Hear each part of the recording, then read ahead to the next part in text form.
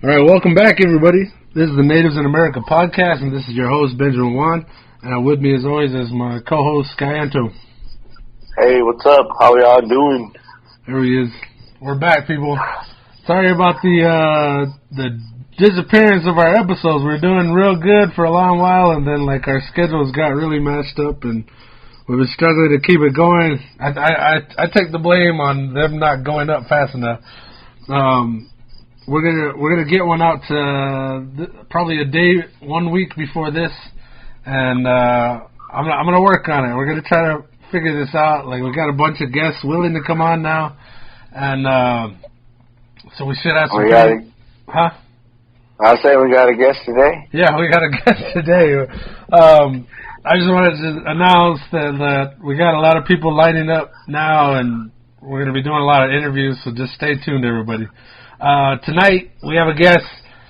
I personally am not. I don't think I know this person, but that kind of goes good and bad both ways. It's part of me wants to start these ready and kind of an idea of who I'm talking about, and then at the same time I like learning as we're going, and then that kind of fuels the questions. So we're gonna see how this goes. So our guest. I don't know if you prefer Ralph or Raphael.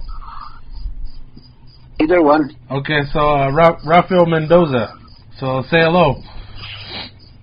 Oh, it's Raphael. How are you all doing? There it is. So when what we started doing this season is we're doing what we call a native intro. So you say your name, if you're willing to, and say your parents' names and where you guys are from, where your parents are from, and then if you want to go the further step to your grandparents, you can say that too. So if you're prepared to do that, or if you even want to do it, go for it. Sure. Anya Bjigig Raphael, I'm in Gitu Amjit, Cover Wells, I'm in Tagari, and you Og, but Wilfred Mendoza, and you, Marianne Pancho, and Yukak, or Serafina Pebble, Hugan, Wum, Guri, Manyut Ardi. I think I can go up to there. Hello, everybody. I'm Raphael. I grew up in Cover Wells. My late dad is Wilfred Mendoza. My mom is Mary Ann Pancho. I grew up with my grandma, and so that's as far as I went. I didn't really know my grandparents on my mom's side, but my late grandma, who raised me, is Serafina Pebble, and her partner or husband, I didn't get to know. He had washed away trying to cross a running water with a horse probably years before I was born. So I didn't get to ever meet him. So really I just grew up with my grandma. So yeah, that's as far as I know for my EMIC. But yeah. Sweet. Awesome. I always think it's a rare treat to hear the language spoken. I'm always surprised, I never know who's going to speak in out them or just say it. So that was cool. Good job. Proud of you. Thank you. So you said you grew up in Cover Wells. What was that like? What is that what kind of kid did you wind up being? I was a kid that kind of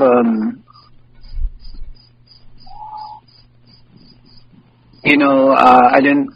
My parents, I somewhat knew them. However, they separated, and like I said, my grandma raised me. So I kind of stayed on my dad's side. My mom moved back to where she was from, and my dad would come and go. So I didn't really feel like it affected me that much because there was so much other things going on back in the 80s. Yeah. Early 80s. It seemed all innocent, you know what I mean? Today's, the things with today and, how sensitive things can be. Yeah. Back then, you know, we were free spirits. We would ride bikes, and you know, it kind of didn't, like, growing up in a broken home wasn't really a major issue. You know, we were just running around, like everything was good. Yeah. That's what's up, man. Now, I know where Cover Wells is, but, like, you want to tell, for anybody who's not, like, from the res, like, where that's at, like, kind of position? Yes, Cover Wells is on Highway 86, just off of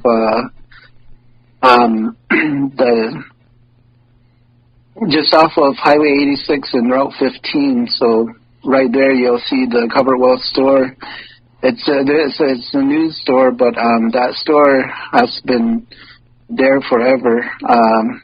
It moved a bit, but my dad actually used to work there and used to actually run that store, manage that store when I was young. But yeah, and so let's say to the west of that, you'll just maybe a mile up the road, you'll run into Cover Wells. Maybe 2 miles, and you know, you'll run into Upper Cover Wells. But that whole area right there, even Mountain Village, is considered Cover Wells. I always wondered, there was a sign there that said Maish Wahia. You know, Maish is like covered, you know, Wahia, of course, as we know, is a well. So I don't know, I've never heard people call it Maish Wahia, or was it just a certain area? Yeah. But I've explored that whole territory as a kid, from Mountain Village to where they got the satellite up there. We used to go all the way up there. And, you know, as far as we went into the desert, there are definitely a lot of wells here and there. So, you know, it's kind of, it fits the name. Yeah, I've been out there a few times, like, I don't know why I was out there so much, but I remember there used to be a lady there that had a popover store, or like, I don't know what you call it. She'd sell popovers with beans and chili and I think some burros too. All I really remember, I was a kid, and I just really remember there was like bags of water hanging up from the corners of the her sitting area. Is that, yeah, actually, the place I think you're talking about, I used to work there. I used to be called Hashan Hashagit. Oh, wow. And I know because that's what I learned about, you know, people hanging bags of water. They say that kind of keeps the flies away. Yeah. If I'm correct as to what you're talking about, Bernard Siqueiros actually started that small business up just off of Highway 86, and yeah, and I think there's an ambulance place where it used to be. Yes, or something like that. Yeah, actually, it was a kindergarten building long time ago. What? That was Cover Wells kindergarten school. And then, you know, it was abandoned for a long time, and Bernard started his business there. It's a small business. It was called Hashan Shagit. We sold traditional food out of there, and I worked for Bernard up there. And so a lot of tourists would stop by, and, you know, he's a good person to kind of host, kind of talk to the tourists as they come through. And the ladies are back there cooking, and I'm running in and out trying to help them, but sometimes I might be flipping a burg or two. Yeah, I used to work there. It's pretty cool. What a small world. That's cool. When did it close? Because I feel like it was there, and now I don't remember going there as I got older. Yeah, so I remember it probably only was like 2 or 3 years that it lasted. That's cool. I don't know why I was out there so much. Like it feels far away from where I grew up. like I grew up in Cells, and it just seems like a long way to go for a meal. But I remember we went there a lot. I think maybe my friends had family out there. Yeah. Like some of my younger friends, because there was also that I want to say an octagon. There's like an octagon building, like next to the church where they would have dances. Yes, the Waitakut. The Waitakut, yeah. I used to. Huh? Go ahead. I used to break dance over there. What? Awesome. Were you pretty good? Were you pretty good, or back in the 80s? We had this group. They called us the Decentury Floor Breakers. I have no idea what decentury means, but Decentury Floor Breakers. Yeah, it was a bunch of us from Cover Wells, and one time they were having a feast day out there, and it was cool because back then everybody used to come from other places, and so they would sit around that octagon type Waitakut. Yeah. We challenged some breakers from Cells. There was a group called the Supreme Team, and also there was another group called I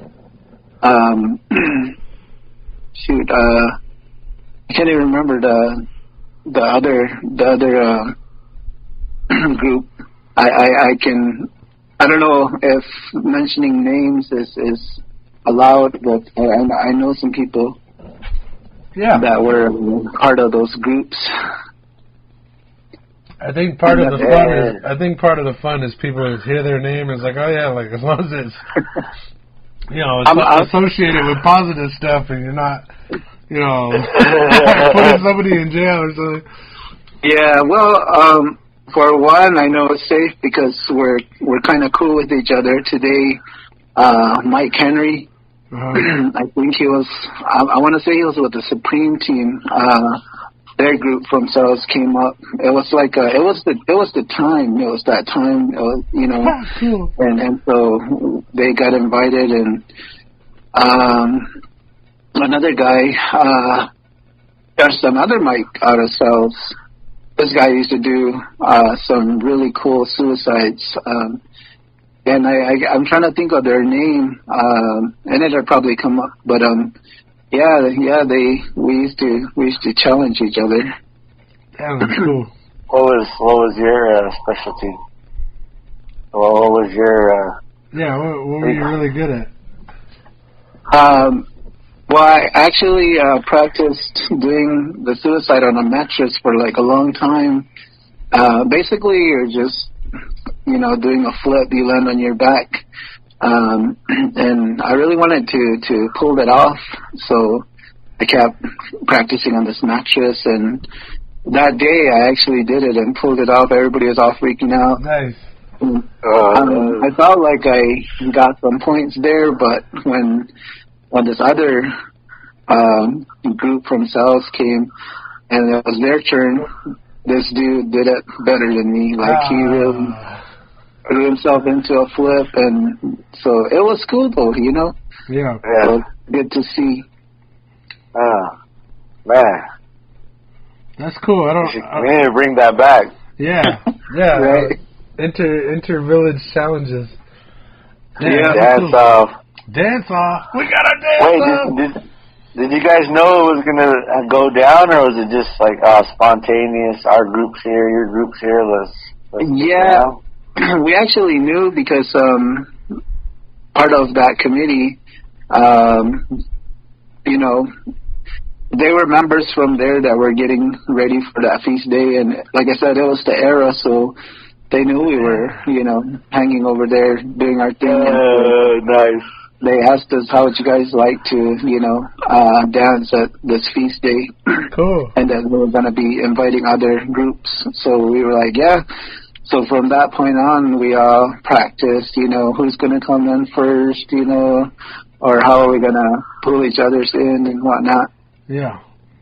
Hey. So you guys are choreographing? In a sense, yeah. we had some pretty good people on our group, that had their own unique styles. All came from watching Breakin' and Beat Street and all those other good movies. Awesome. But damn, that's weird how there's no one had a camera back then, so it's like, yeah, where was Bernard? Right? There's no iPhone, so it's like you had to be there to see it, huh? Yeah. How many? I kind of picture it in my head. Yeah, I was gonna say, so I could see it better. Like, how many people do you think you had on the teams?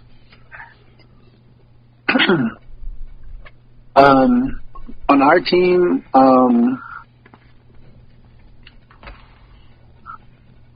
about 6 to 7. Whoa. Yeah, so I remember the other guys that came from cells, they were around. There wasn't more than 10 to a team. Whoa, but still. Yeah, and them, they had, matching, balloon pants and that kind of stuff, where we were just ghetto from, upper West. Cells always kind of had the upper hand on everything. It's the business district, but, I don't know, maybe we just were kind of poor, But they rolled up and, man, they all had matching pants and, same color shirt. We kind of felt intimidated, but it was cool. Yeah, that's awesome. I think of, the back in the day when it would be about running. Yeah. And, your community against my community and just sort of who's the fastest team. I guess you're not really looking at what you're wearing or but then now we look at we're competing in different ways, but you're talking about breakdancing. There's elements of fashion and even music. It's a lot more you're critiquing on. Yeah. And that's it, and then the name came to me. It was the Dynamics. If anybody ever remembers the Dynamics. The Dynamics. Awesome. The guy, they call him Black Mike. I believe he was the head for the Dynamics. Wow. And over here, the Supreme Team, Michael Henry. I've talked to Mike in the last year, and it's funny because we're older now, and I said, I don't know if you remember, but we challenged each other, so we were just laughing and laughing back together, so rematch. I still joke about it. I'm still ready to challenge and get my car. Yeah, still doing flips on your mattress. Yeah. Nice. Funny thing is, as I got older, I was drunk one time trying to do a flip, and I broke my collarbone. Oh, dude. Today I live with a dislocated shoulder. The doctor told me, that it was too late to put a screw in there because, I never really came through. I tried to just tough it out, but it was happening. So, so that I can't, swing a baseball bat or throw a baseball. I've been invited to men's leagues to play, and I just tell them, I can't because, I pretty much broke my collarbone when I was younger, trying to do a suicide.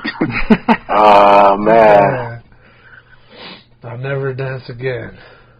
Yeah. I just keep thinking, you guys need to do, a rematch and go back at it. Yeah, definitely. You're just going to have to tweak your what do they call it? Your set. Yeah. Tweak your set. Do little one-handed stuff on your other arm. There you go. Yeah. That'd be cool to see some pictures. So I usually tell you guys off recording, but if you could gather some pictures, before we put this episode up, that'd be cool if you could find some of those or anything that we talk about. Think about it as we're going here. If you have any photos that you can send to us.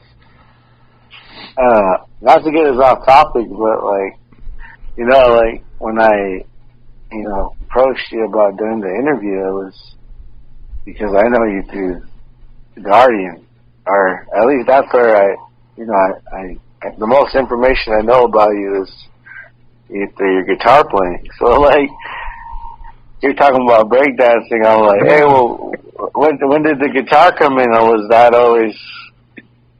Because you play. What do you can?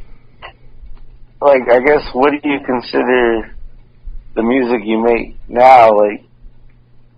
Like heavy metal or death metal? What do you call it? Res metal. Res metal, nice. Yeah. When did you start playing? I actually started playing when I was maybe 14, 15. My dad's actually a guitarist, and I used to sneak into his case and, strum his guitar. I didn't know how to play it, He worked night shift, and, was probably... he didn't stay with us, but he had his stuff at my grandma's house, and so... I would open his case up and, take out his guitar every so often until one day I broke a string trying to time the knobs, not knowing what I was doing, and I broke a string and I got scared and I put it away, and that was the last I touched it. But he knew, you know what I mean? He knew I was messing with it, and I graduated, or promoted rather, 8th grade back at San Rosa boarding and day school. Back when it was boarding school. Uh-huh. And, it was cool. He bought me an used electric guitar and amp, Marshall nice. Amp and a Kramer guitar, which actually belonged to my cousin, Bernard Mundry. I don't know how they talked and how they hooked that deal up, but when I graduated, he gave it to me. And so that was my first real, guitar, and I totally didn't know how to play it. And I'm self-taught. You'd think, my dad being a guitarist, he would sit down and teach me, but he didn't teach me how to tune. He just kind of gave it to me, and I kind of learned on my own. My dad, the late Raphael Mendoza, was the guitarist for the Gaji Fiddlers. You might hear him on KOHN every so often. Gaji Fiddlers. We'll have to listen for him. Yeah. So I just messed with it, And Bernard would stop by every so often. Mondry, he taught me. I'm thinking, it was that time, because the first thing he taught me was that Queen part out of Seasons in the Abyss by Slayer. Nice. And that's the first thing that I learned, and I kept playing it over and over and over. It's like, nice. And he kind of taught me how to tune, and then it was on from there. And then another big another person that played a big part, it was my cousin Leon Mendoza, back when Babo Kivri High School was right there across Dalmas and Cells, and we're talking about the 80s, and we used to meet up summers, him and I, and he taught me tablature, and then he really taught me how to tune. So everything I learned after that was by ear, and Cherry Lane books. He had all these Metallica, the Black Album, Kill 'Em All, Ride the Lightning, and Justice for All. Whoa. And I would look at those tablature books, and so that's all I ever played. It's good music. Yes. I've studied a few of their songs myself. It's exciting, like the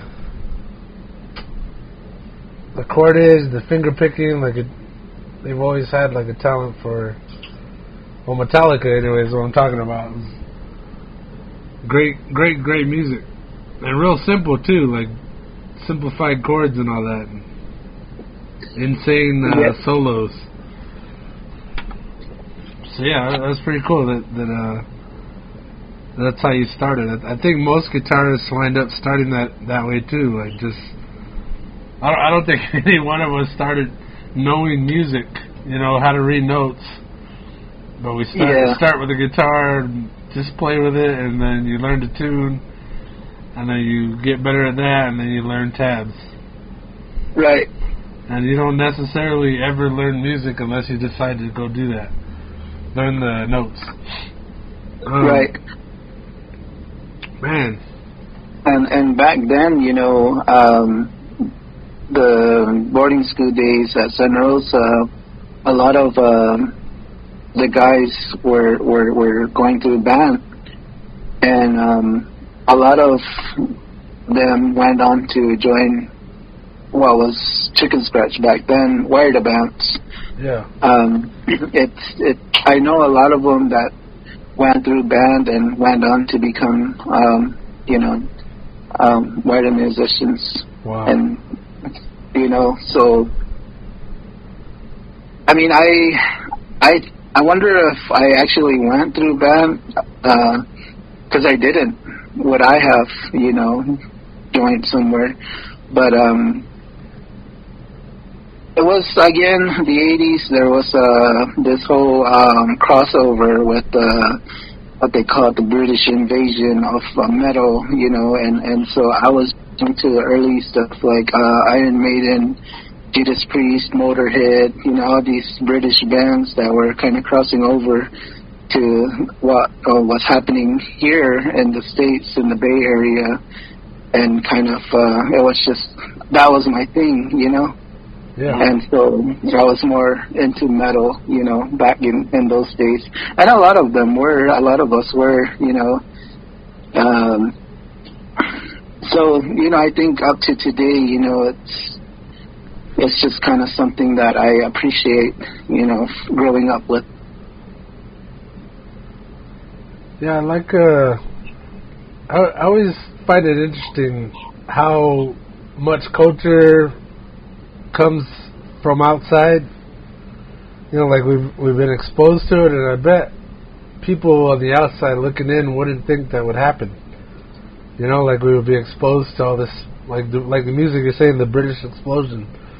Yes. I think it's interesting that you had all that, and it was in the 80s, and it was going on strong.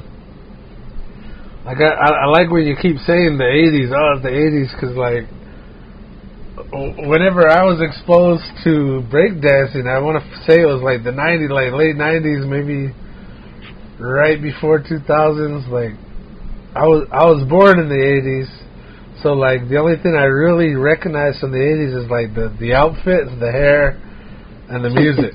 The music kind of is ageless. It just keeps going, and we keep adding to the collection as the years go on.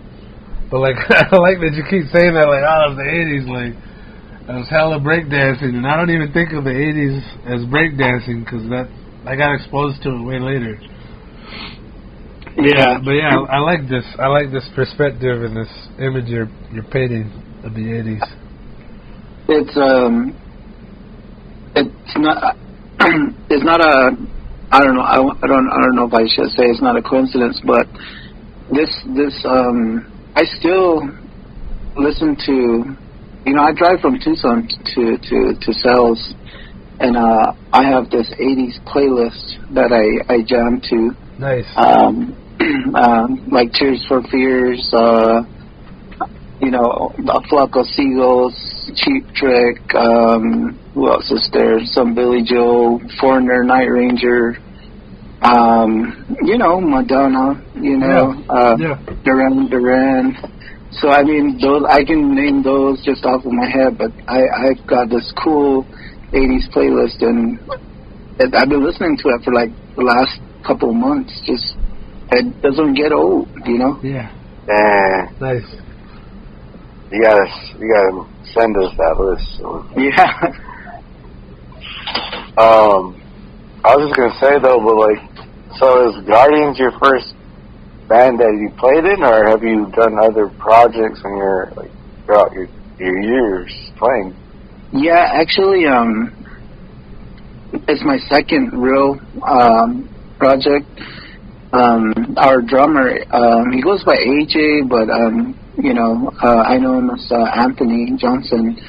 Him and he actually used to live in Upper Covert Wells, and we were all friends, playing with each other. Anyways, when he comes from a music family, so he's multi-talented. This dude can play, I don't know, maybe all the instruments, but we got together, him and I, with another friend of ours, Louis Arasco, way before 10 years, something like 17 years before even Guardians came into play. And back then, Louis came up with the name Ghost Within the Machine. Oh. And I played bass for that band. Louis was the guitarist and singer, and Anthony was the drummer. Back then, we learned the songs and played a few house parties. We played Rockabye Records in Casa Grande way back when, and a few battles of the bands. We didn't really go well on my part, because I ran into some trouble and got locked up, and they found another person, and they actually recorded a CD. And so I was like, things happened, and I wasn't too bitter about it. I was happy that they got to go ahead and record those songs. But Ghost Within the Machine, there's probably some CDs out there somewhere. And that was my first band. It was pretty cool. We did some good stuff. Sweet. Okay. I remember I saw them play. I think it was at the rodeo grounds. But yeah, I heard there was a big thing over there where other bands came from either Phoenix or Tucson. Yeah. There was a few. That was, I guess, one thing I wanted to give you guys props on, because I know you guys actively play shows. I'm talking about the Guardians. You guys doing shows on the regular, and not just on the res, but even were you guys out of state like a couple weeks ago or something? Or yeah, we went up to Oregon. And played in Palm Springs, I think it was. I think that's what it was called. A reservation up there, actually, and there's a band up there called Damage Overdose. Chuck Hudson, who is friends with my brother Gabe, who's the other guitarist in our band, and so they kind of talked, and he's been trying to get us up there for some time. It just wasn't working out for us, and finally, we all were ready. Let's do this. We all flew up there. Flew up there, and it was different. But the people there were just real. I'm saying that in a sense where we were accepted, They talked to us, and, were really interested about, where we were from. And there was a guy there that I got to talk to, and I was asking him about their tribe, what they got going on. And so there's 3 sister tribes there. I think it's south was the Ute, Paiute, and then their tribe, and then there was a northern tribe. They were like the south and the north were like gatekeepers, and it was real cool how he described that. And they kind of all shared that land. It's pretty nice up there. I really wanted to ask more questions, but he was kind enough to kind of fill me in on what they got going on up there. Man. Yes. I'll go, my bad. Yeah, no. We went to Oregon.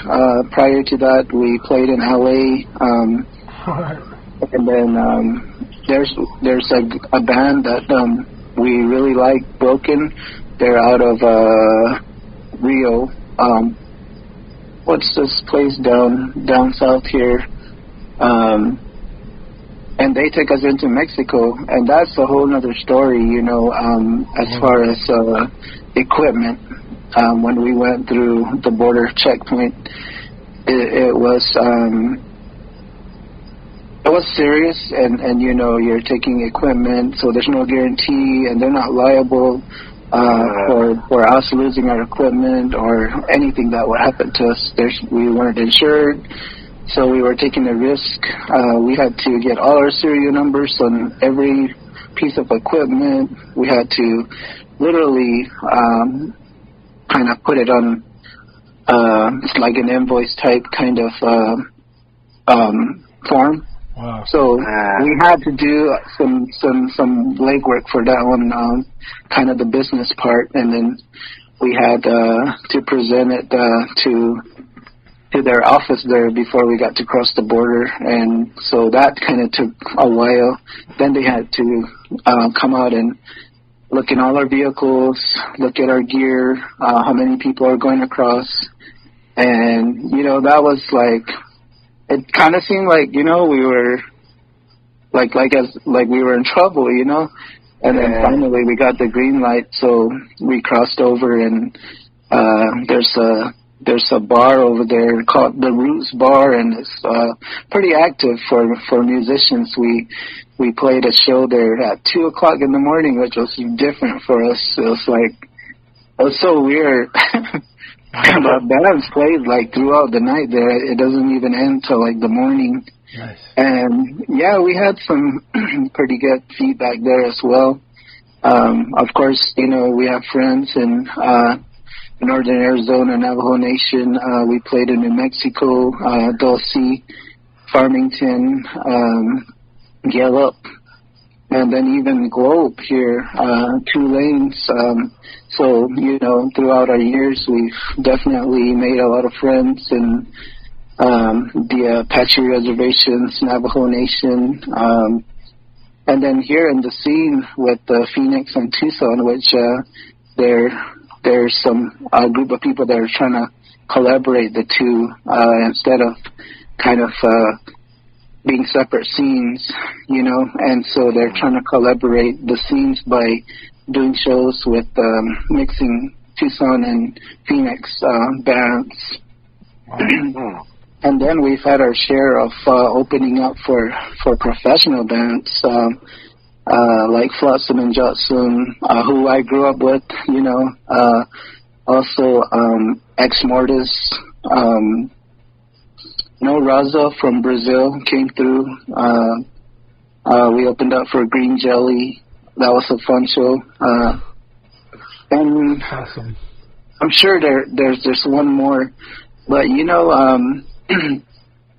this band took off, and we didn't expect it to. It was just something that we were just gonna jam, and then it totally just like wildfire. Since 2015, we've been playing nonstop, almost every weekend. Wow. It slowed down this year, because of the pandemic. There was a lot of venues that had to meet certain security stuff, that had to meet COVID policies and stuff like that, and so they kind of were not hosting shows, and so we needed the break, that downtime, because we were just on the go like that. I bet you we probably would have been burning out by now. But we love it. It's something now that the performance itself is it's just successful because of the people. Once you build that relationship with the fans, you know, you're more successful by their you know, on their end. I mean, you know, we can play up there with nobody and try as hard as we can to be impressive, but once you build that relationship, it's different. You know, the fans make it successful, make you a success, you know, and that's something I learned. So it's just like, you know, we show up, they see me, they know the paint, they're like, hey, Guardians, you know, they come up and shake my hand, or some people know me by Native Dave, which is kind of the stage name that I use. And a lot of the people in the scene don't know me as Raphael. They know me as Native Dave. However, they'll just call me Dave. Hey, what's up, Dave? How you doing? Oh, I'm doing pretty good. And so on. But, you know... How did you start that? Or was that planned, or just naturally something that happened? What's that? The name? I guess that other the Dave, like this. Oh, okay. Did you plan that, or did that just happen over time? Yeah. It's safe to say right now that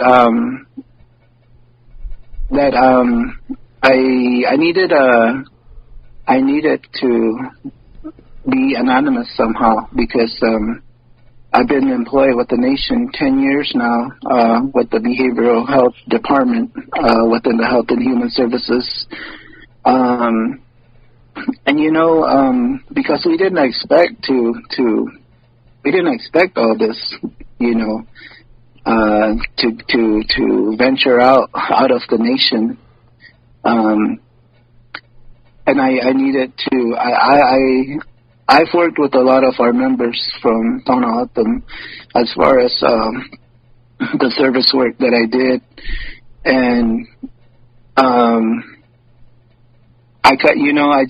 I needed a name, I needed a disguise, and our first show was in Nordic, of all places. We got invited by a guy that knew me. And he said, hey, how'd you guys like to play for the Juggalos? We were like, what? Who are the Juggalos? Anyway, he told us we're throwing this Hollow Wicked gathering, you know. It was near Halloween. And I got back with the guys, and they were like, yeah, let's do it. It was just my brother, Anthony, and me. We were just a trio at that time.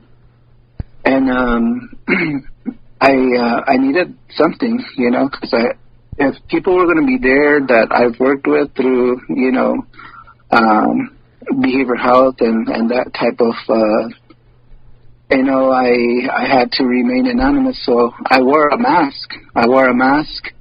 And if anybody asked for me, I told the guys back then, hey, I'm Native Dave, you know, if anybody, who's the guy in the mask?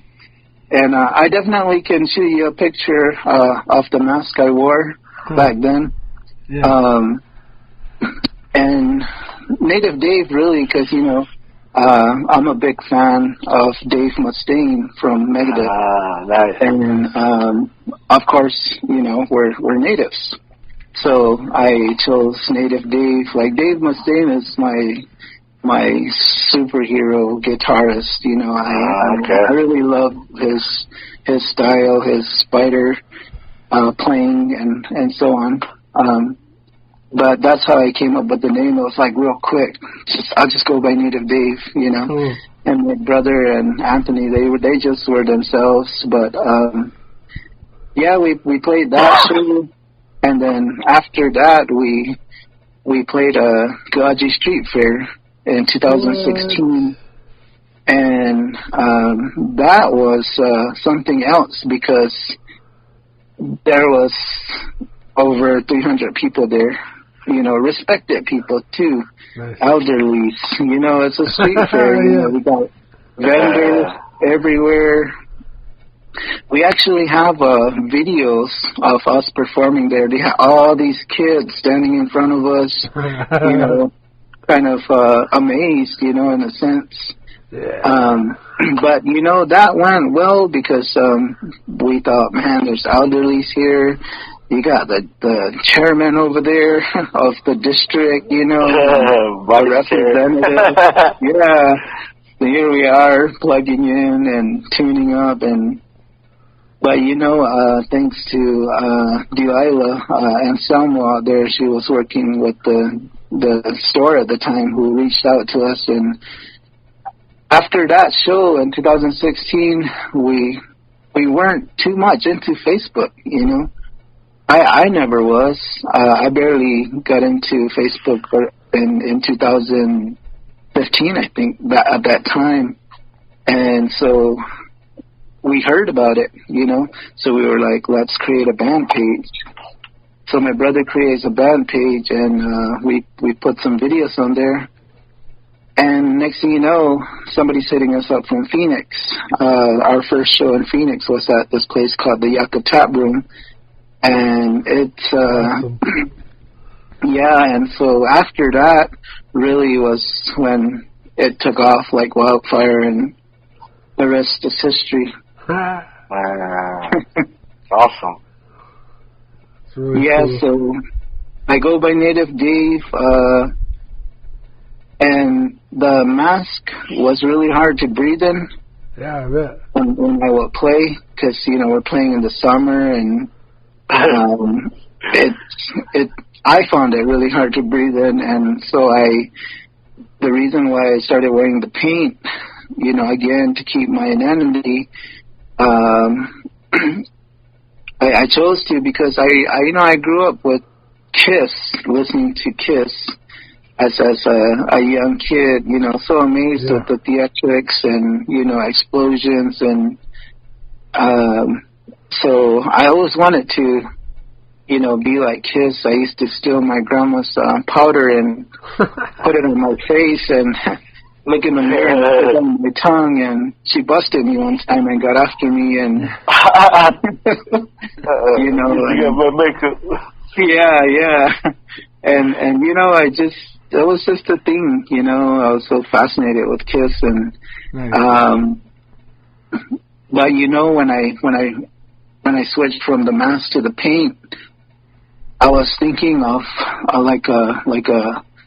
war paint, you know. I was thinking of I Googled Native American war paint, warrior society, and saw a lot of different styles, and it was really hard to choose because I was trying to represent something native, you know, and I ended up there's a band that I like, black metal band called Immortal, about this this guy who I ended up kind of, you know, using his style. It's real easy. It's just I do the eyes first, and it's real easy to bring it down and then just fill it in with white. And man, I've been wearing this paint for like 5 years now. I'm surprised I don't have skin problems yet. I literally, like, I'm picking my boogers. I'll get this paint and like just turn it all the way inside my nose, and so far no reactions from the chemicals in the paint. It's friendly in case anybody wants to try it. No, I'm just kidding.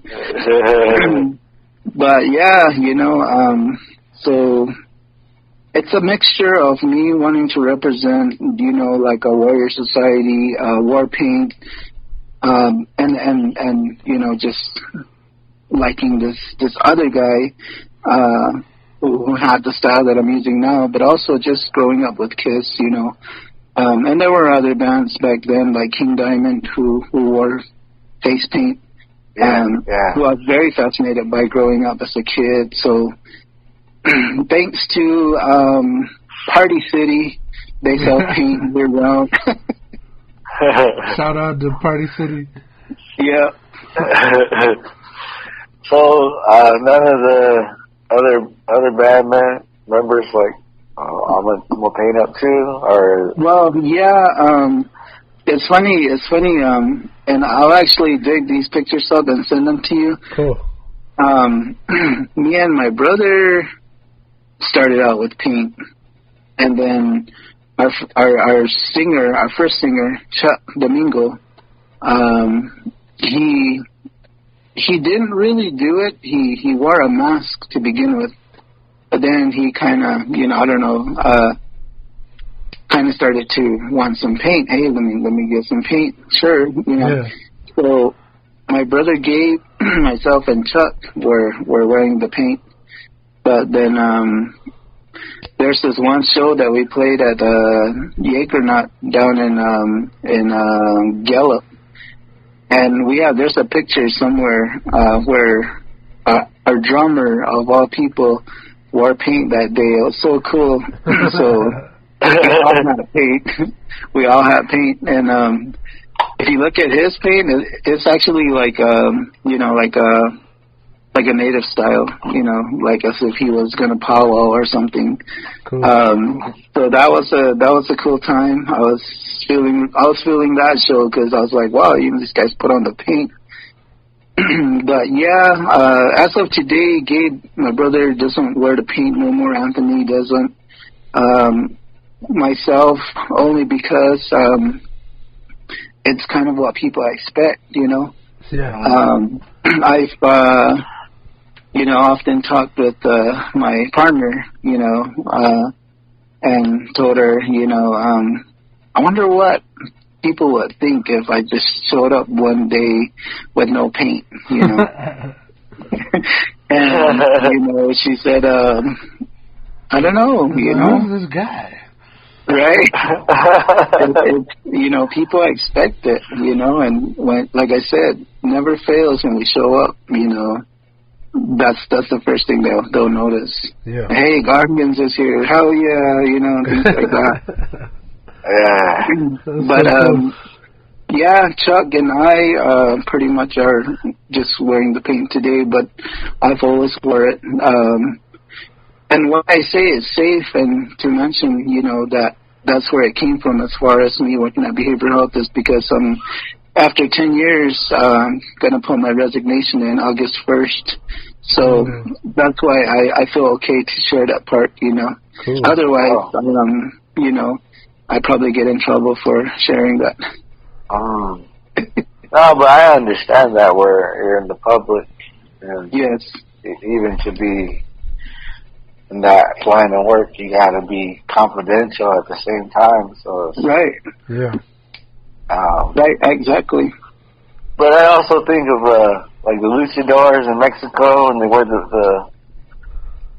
the mask when they wrestle, and it's like very special. So I don't know. This is I've always kind of dug the mask or the paint behind the artist, because it's like almost like another element to it. But Yeah.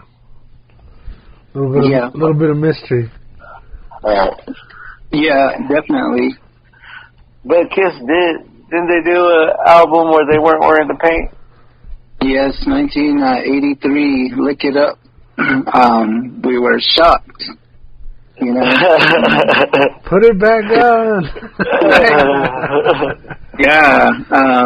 I guess thinking right now, I didn't realize how much I was so fascinated with them that it was kind of a big thing, for the rock world at that time. I want to say metal, but metal was still kind of being discovered at that time. They were more considered rock music. So yeah, look it up. It's got some good songs on there. Cool album. Of course, they're doing another farewell tour. How many do bands have to do before they actually really quit? But they're touring right now again. So I've seen them a good handful of times. I feel like I've got my share. They're pretty part of my life. Huh. That's awesome. What? You should be a metal historian. Yeah. Right? You know, at school one time, I met this kid, and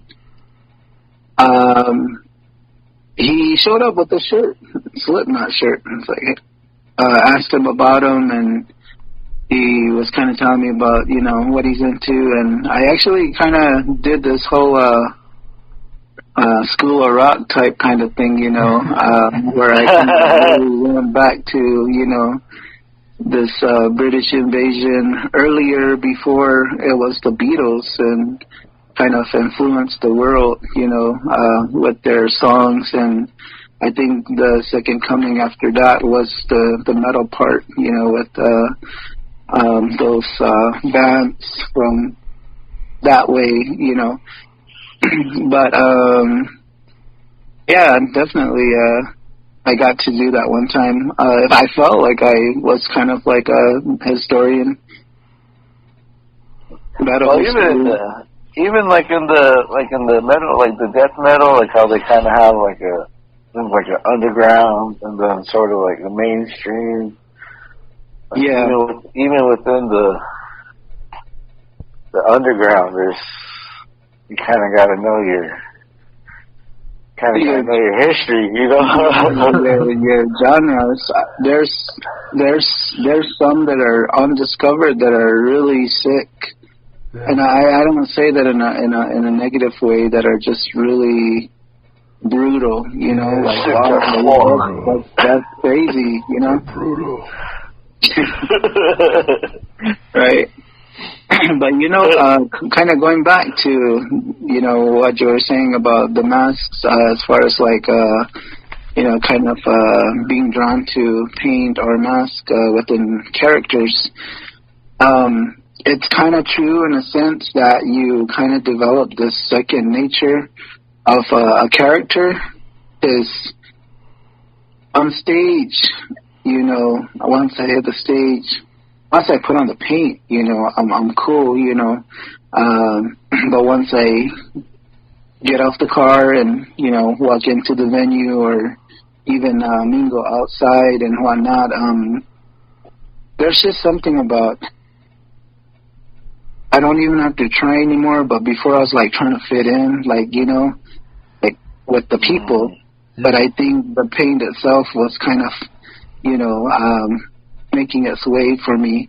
Wow. And now that people know, you know, and once I hit the stage, it's just another whole personality that comes out. And so once it comes off, you know, I'm just myself again, you know, and I'm not too, I still tend to struggle with some social anxiety as far as being in public and things like that, where in that type of setting with the paint, it's like it just all goes away. It's like I don't even know that part about myself anymore.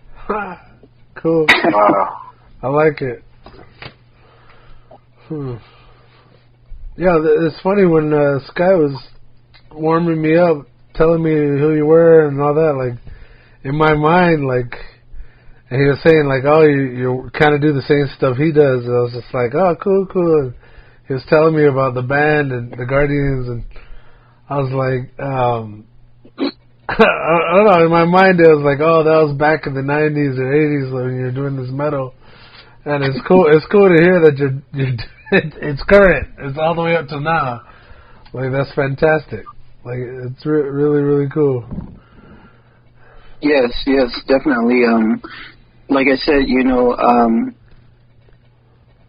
you can hear, and a lot of people have asked us, you know, what type of metal you guys play, you know, and we never really,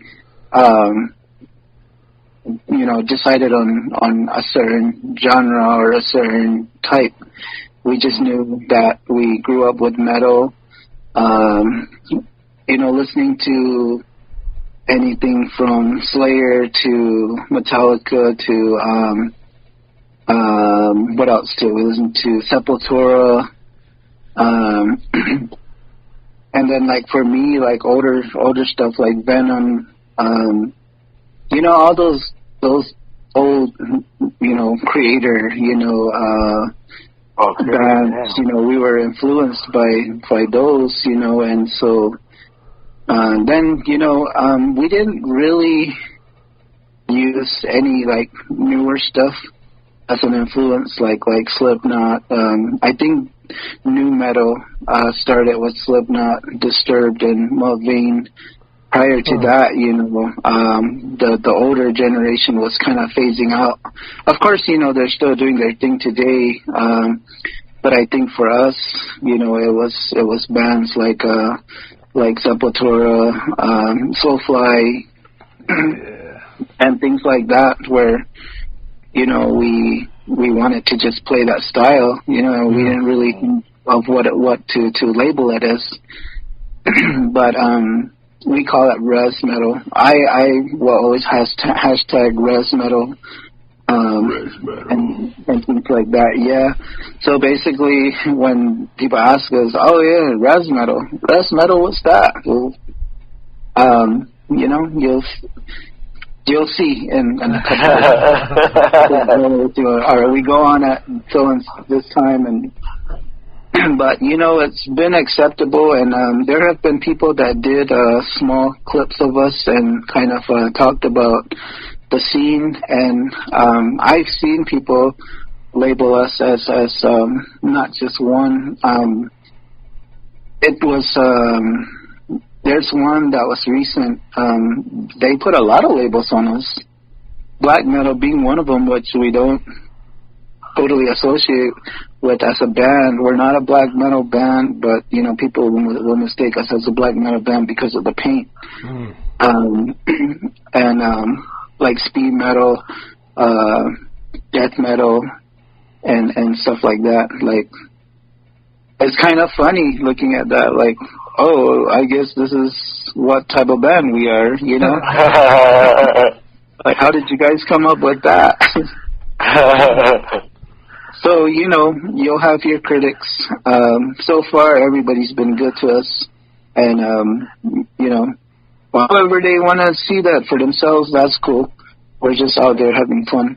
Yeah. Yeah. That's what's up. Sweet. So, is there, or are those pretty much all the same bands that, like, is everybody pretty, you know how everybody kind of has their own, what they prefer, but, like, as a group, like, with the bands that you just listed as, like, your kind of guys is, yeah. Common. Well, my brother Gabe, he says he followed me around a lot, and he did, you know, when I was around, and for me, like,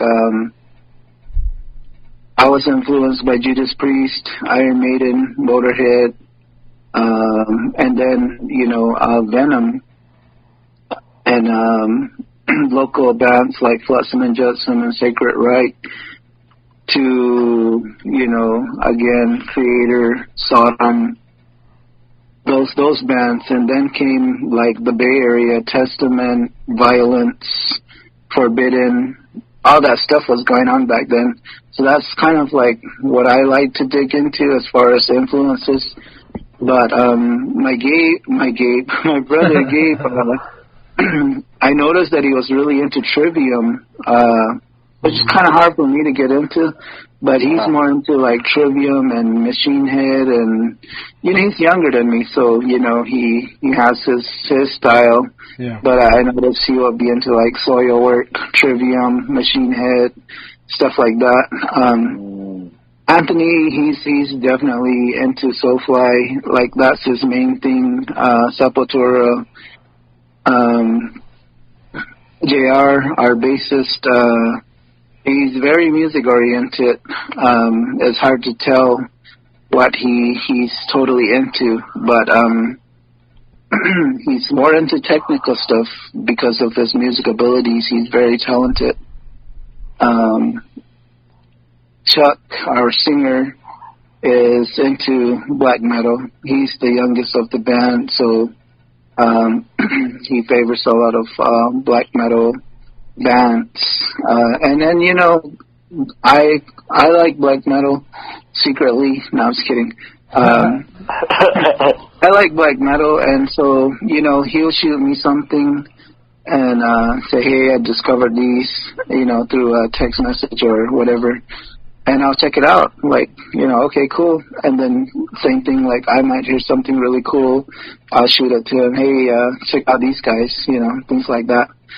But, yeah, as far as our musical tastes, they vary within each other. So I think that's the chemistry that kind of comes when we come up with songs. And pretty much the songs come up with JR and my brother Gabe, they'll come up with stuff and then we'll just kind of put it together.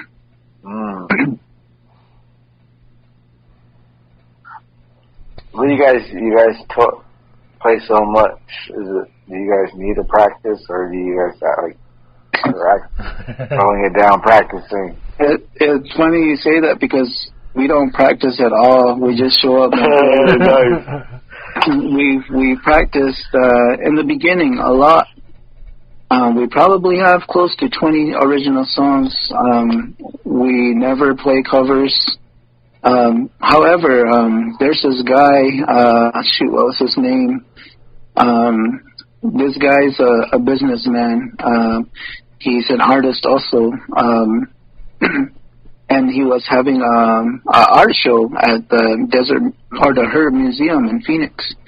And he messaged our band page and wanted us to come out and play a 2-hour set as part of his art show.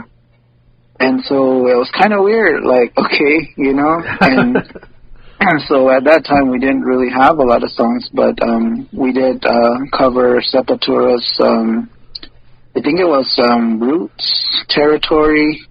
We did another one of Max Cavalera's projects called Nail Bomb. We did a song from there.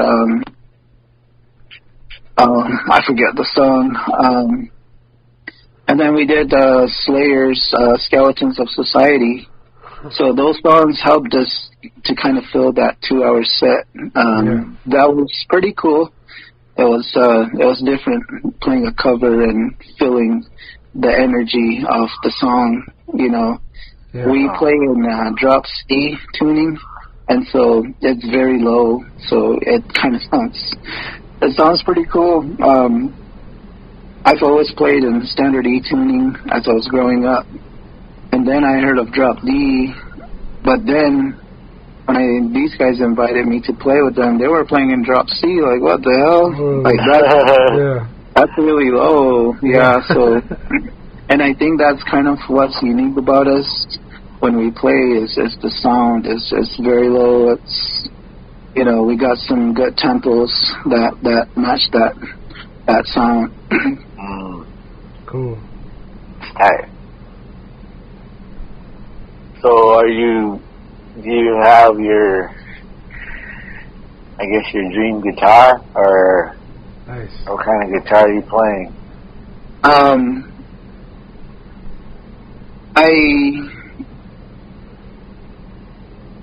I'm trying to think, what did I have when I first started out with them?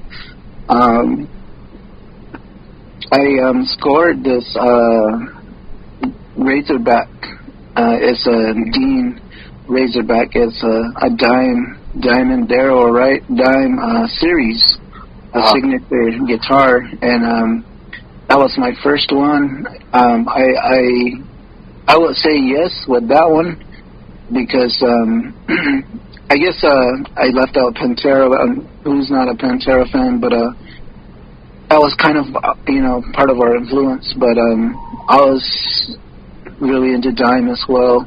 And when I did score that, when I had enough, I went to Guitar Center. I saw it. I was like, I had to have it. I put it on hold, and I saved up a couple checks and went in and got it. And I love that guitar. It's a Dean It's a Razorback, and it's got some really sharp edges. And so that's kind of my first one.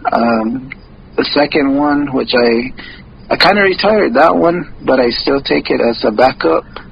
But JR, who works at Dino's in Cascaran, shot me a picture of this other one. Well, he actually bring it to band practice one day and said, check out this guitar, play it, see how you like it. And I liked it. I loved the sound. It's a Dean as well, similar to the Razorback, but it's got the edges are more round. And so that's the one I now use on stage.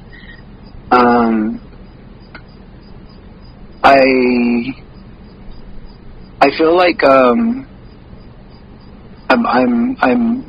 happy with what I'm using. But if I was to get another one, I don't know. It's kind of hard to say. I want a Gibson V, but a black one. I've always wanted a Gibson guitar. It's like my dream growing up, you know. Yeah. That or a Les Paul, but Gibson definitely.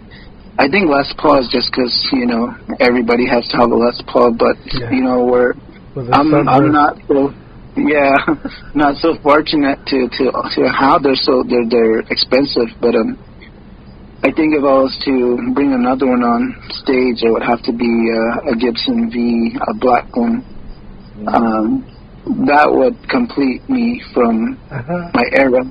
Nice. Very cool. The amp? What about the amp, dude? Yeah, I have a crate amp. Actually, I was using, it's not so much a musician's amp, practicing musician's amp. It's a mid-size amp. And, I don't know if you guys know, but when you play shows, you know, they mic you up, and so I was thinking, man, I need a half stack, you know. How am I gonna do a show? And so JR and you know, they've already been familiar. JR has a prior band. They're not doing anything no more, but it's called Scavenger. And he was the, you know, head man of that band. That was his band.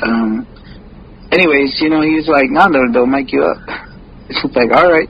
So I played with the mid-size amplifier. Had two, I believe it was like, I don't know, 40 or 80 watt speakers. So it can take you know, some good sounds.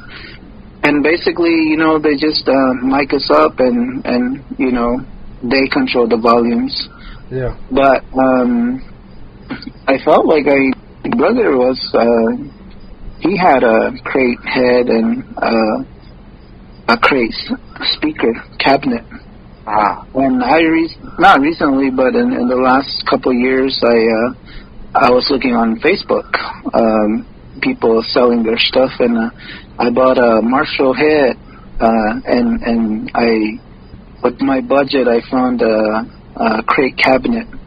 They're a good combination right now. It's kind of muffled, but it's got a good crunch to it, especially when they mic it up and you hear it on the speakers. Yeah. So it's working for me now, but if anything, I think I would want either Mesa Boogie half stack. Nice. If not, I'm kind of looking at the orange ones. Oh, yeah. Have you played one? I've never did, but I know a few bands that showed up with orange heads and cabinets, and I was really listening, and it's got a good, you know, when they were playing, it's got a good, clean, crunchy sound. I was like, wow, I think I want to try that out, you know? Yeah, I just always like the way they look. I've never played one, but yeah, to have one. Because they're all orange. Yeah. They sound pretty good, though. Huh. But I do see in the future I will be probably selling my gear and bringing in a new head and new half step, you know. Yeah. Just because I know that, I need it. Wow. I need quality sound now. So I just imagine like Randy Rhoads with all the Marshalls. There you go. Yeah. Back then, you know, that's how they played, right? They had this whole stack of Marshalls in the back, you know. That's what I know. That was like the first amp I had. It was like a little single speaker, probably 10 watt, like a little guy speaker, but it was a Marshall. Because of that, like from then on, like I was like, oh yeah, Marshall, yeah, that's the brand, you know. Like I'd see it and go, yeah, oh yeah. Like I'd see the pros using them, I'm like, yeah, I'm using the right stuff. And like, so you guys are naming all these other amps, and I'm just like, nah, man, they're not Marshalls. Like, nah. But really, yeah, I've heard all kinds, like the crates. I've heard these people who play like finger picking a lot and like, you know, melodic kind of music, and I hear that like real clean. I'm like, wow, okay, maybe there is more than just Marshalls, but that was like my first amp. And from then on, like I knew it was a professional brand, and I was like, yeah, I got a Marshall. Line 6 has tried to come into play, and you know, people. It's kind of like a fad, you know. Once something comes in, almost like a trend. Line 6 amps or heads tried to get popular, but I personally tried one out at a Guitar Center, and it's got a switch channels that can switch to different sounds, and that's basically all it does. You still have your highs and lows, you know, and reverb and all that. Yeah. And you can kind of, you know, tweak your sound, but based on those channels. So I don't really like that. I do see a few people using Line 6s. I don't know how. I mean, it's cool, to each his own, you know. I guess that's as far as I should go. But yeah, they did try to get popular. But I hear you. You know, I'm old school. I would definitely love Marshall head and matching cabinet. Yeah. You know, that would really look good on me. Is there any I'm thinking of Spinal Tap, where it's like, is there any like cliche metal things that happen to you that just like, oh, that's just kind of, I guess, how it is, but now that you've been in it for a while, does something come to mind? Like, can you kind of give me? I don't know, like I'd always think of like getting lost, trying to find the stage back. Like, I know the Spinal Tap did it, where they kind of go to the stage, where they're like in some weird place, and they're going down all these hallways, and they can't find the stage, or just like cliche things that happen to metal bands that, since you've been a metal band for a while now, it's like, oh, that's kind of true. Or nice. Well,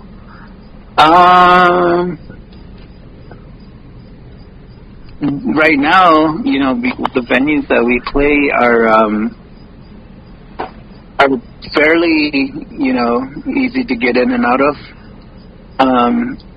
When we play venues that host like major national bands, professional bands, we're kind of like kids, we're all excited, like, where our favorite bands play here. And so, yeah, it's a little different to get into those because it's more professional. And so we might trip on things, wires and whatnot. But we've never really had anything outrageous other than, meeting up with people backstage. And it's funny, though, because, what was going on back in the 80s with bands like,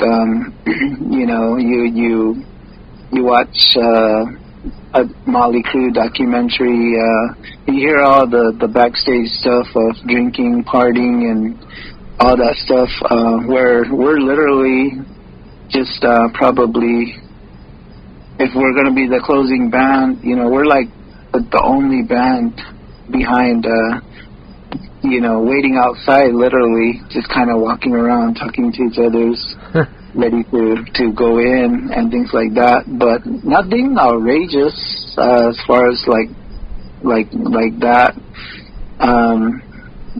And then to the venues, because of maps, right? Everybody uses maps now, so it takes us right to the place. We're always in contact with the promoters, and they're kind of directing us on where to load in. Every show has a load-in time, so, we're supposed to be there at that time, loaded in.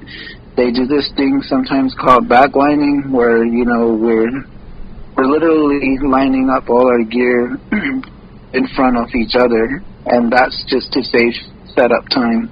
So once the band's done, they got to get off as quickly as they can, and then you already have the next band set up. So it's basically just a quick sound check, and then you're on. You play your set and things like that. But I have seen some crazy things. One time we were playing the show, I barely get to see half of the show because if you watch our shows, I'm probably headbanging 90% of the time, throughout the songs, throughout everything.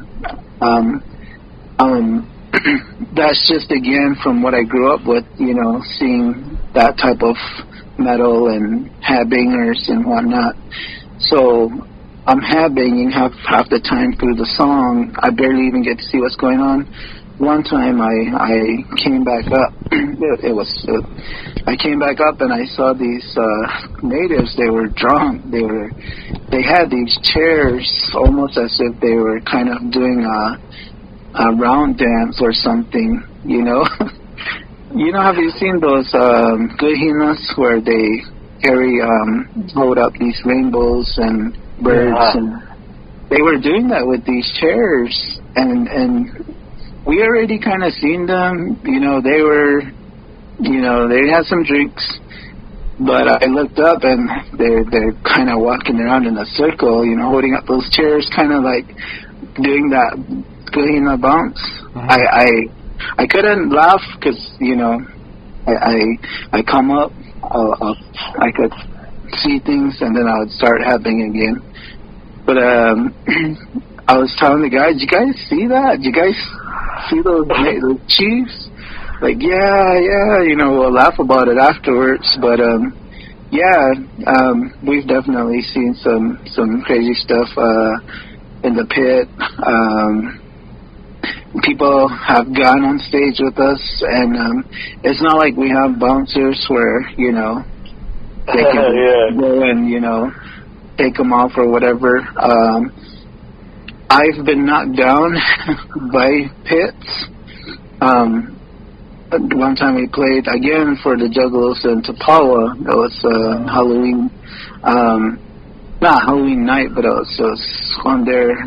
They threw a show, and I was kind of, they have this.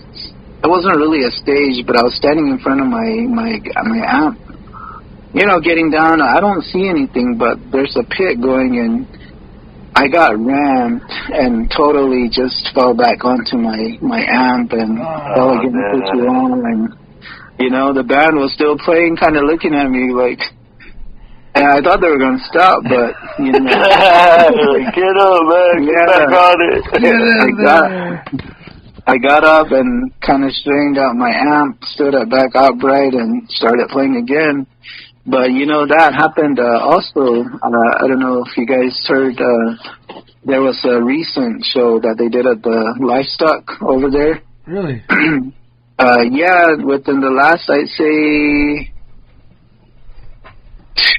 it was during the pandemic. I'm surprised they let them do that. I mean, things were kind of, you know, coming around. But there was a guy who hosted a metal gathering over there, and we played there. Sure enough, same thing. Thanks to my good friend Jeremy Pash, he was able to kind of stand in front of me, and you know, he saw that I did get hit once by somebody that was kind of coming around in the pit, and same thing, knocked me back off. You know, once he saw that, he was able to kind of stand there and, you know, kind of push him back into the pit. Cool. Yeah, but it's unpredictable. Nowadays, in the venues that we play, they're a little bit more I don't know how to say it, like appropriate, I guess you can say. So, you know, there's a place for everybody in there. There's room to, you know, do a pit, there's tables, and then there's the stage. Yeah. What about, like, you ever had a string break when you were playing? Yes, I dread that. One time, I'm trying to think, where was this at? And, one time we were doing a show and a string broke, and everybody was kind of wondering what was going on because I felt it. And so I took the guitar off, I stood there, and I jumped out the stage and I ran out the building. Nobody knew what was going on. And I ran to my car, I got my other guitar out of there and I ran back. And then got my tuner, tuned it up, and then started playing again. But that's why I say, like, right now I have 2 guitars that I use. However, I have 8 guitars right now that I own. But the 2 that I take are the first Diamond Razorback that I have, and then this other one, this other Dean that I have. So I always take 2 on stage. They're both tuned up. They're both ready to go. And it's happened where I broke a string, and I was able to just, you know, change out the strap and hook up the other one and play again.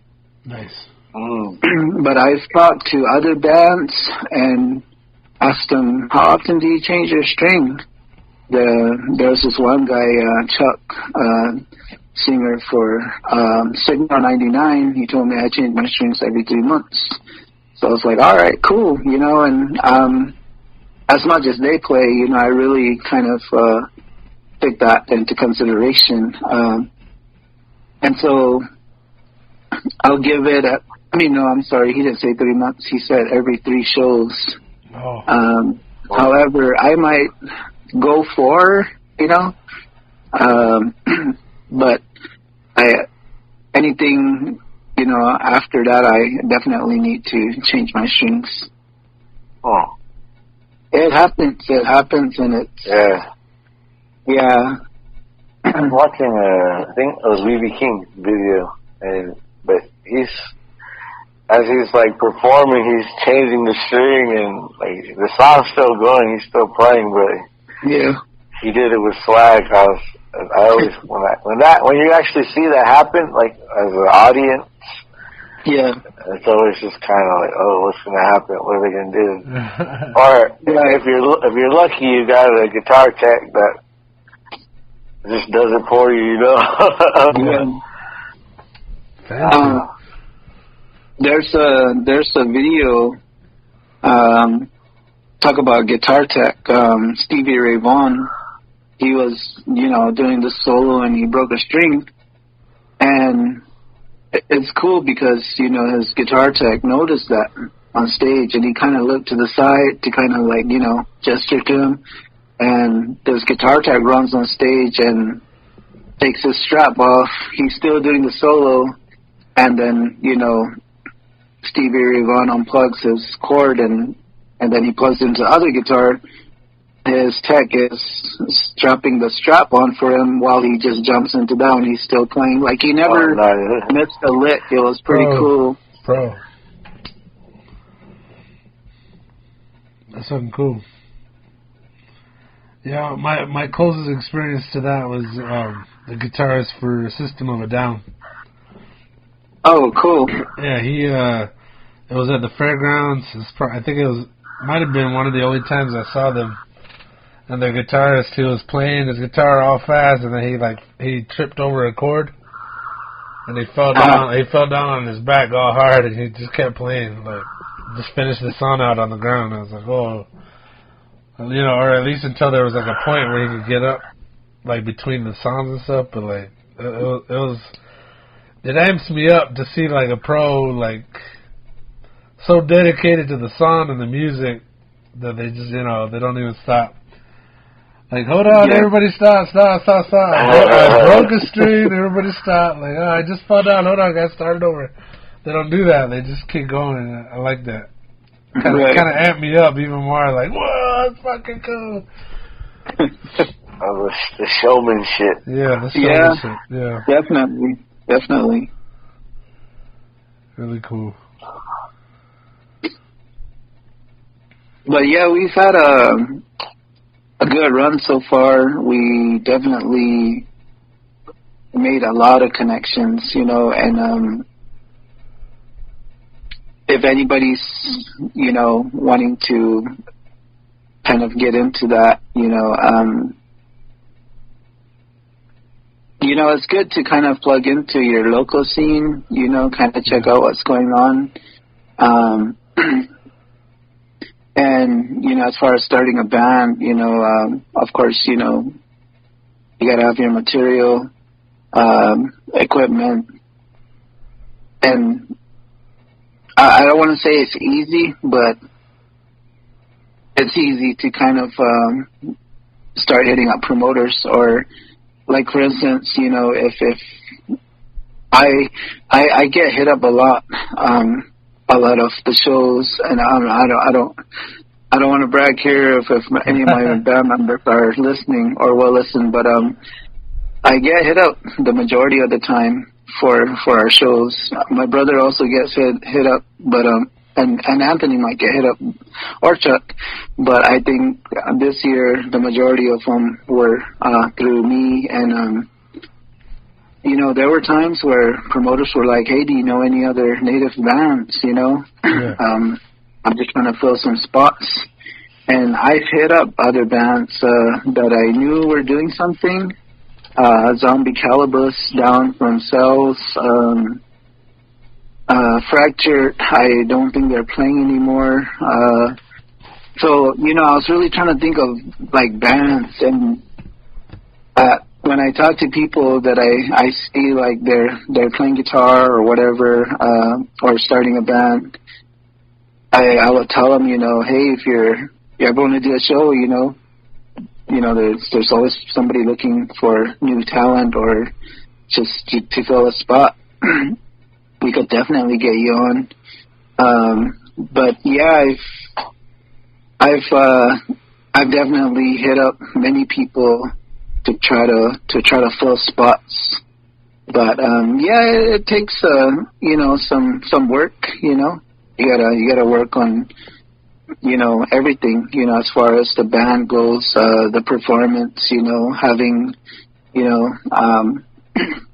legitimate equipment for yourself, there's a lot of responsibilities that come with that. But I think once you play the first couple of shows together, you kind of click as to what's going on. Okay, this is what you know, because in the beginning, every experience was different. Now it's like we know what to expect. We show up. We don't practice. And so we're always trying to figure out what set list are we going to use this time. And then, you know, it's like, it just works out. That's cool. So, but go for it. I was just gonna ask. So this is what you're telling young musicians out there right now in the res. I've told a few, yeah, that I know are playing. But of course, you know, they're just kind of starting out, you know. Yeah. And as a self-taught guitarist, that's kind of how I started out. I keep telling my partner, you know, I want to start a band of my own, and I want to just play like you know, like classic rock, you know. Yeah. Just like a cover band that covers songs that, you know, people will like Bob Seger, Leonard Skinner. Yeah. Tom Petty, you know. I was thinking Tom Petty, yeah.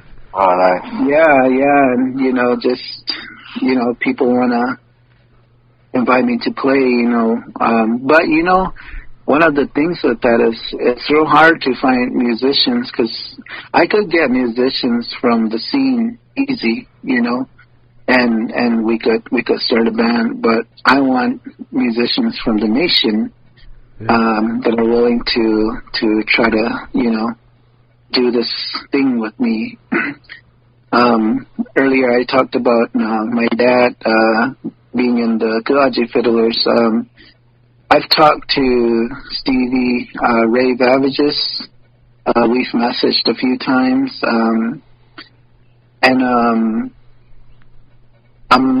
I want to actually, you know, find somebody that plays fiddle music, you know. It's hard to find, you know, new people that are doing what those older people were doing way back when, you know, our elders that were actually playing the fiddle. And I actually want to try to do something like play, you know, fiddle music, you know. I've got the chords down for all that stuff.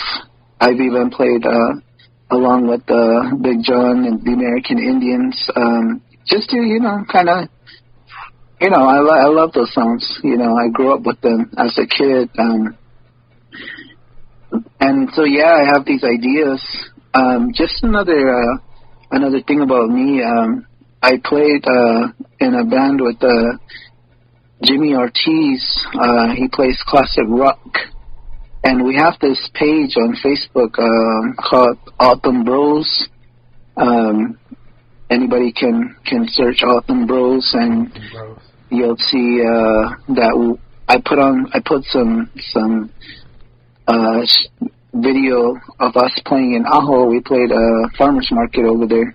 Yeah, yeah, it's pretty cool. I haven't talked to him in a while though, because, you know, our band is constantly on the go, so it was just something that I did for fun.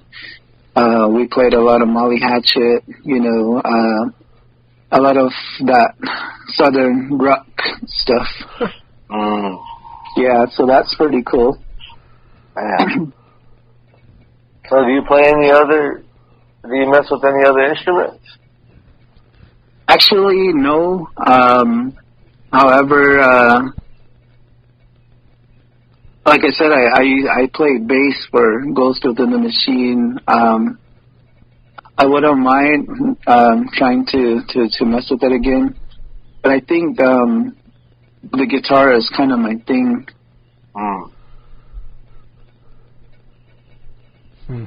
I think so. I wanted to ask you. You were saying that around the time that the pandemic really started kicking in, you guys slowed down. Like, do you guys have shows in the works now? Like something that maybe anybody who's listening can look forward to? Yes. Actually, we're booked up to November. And I don't want to. We have a list. Let me see. But we're booked up to November. Our next show is the 29th of this month. Will be the 31st will be at the Thunder Canyon Brewery here in Tucson on Broadway. Okay. And a band, they're fairly new. They're called IYE. They're pretty good. They hit me up and they wanted us to come on with them. Sweet. And I think they're from either Navajo or Apache. Cool. We've played with them before, but the guy hit us up and he said, how'd you guys like to play? We're going to be in Tucson, so everybody agreed. But after that, August 19th, we'll be back in Phoenix at this place called The Blues. September 3rd, we'll be back at The Blues. The September 29th, we'll be at this place called Starlight Lounge in Glendale. Cool.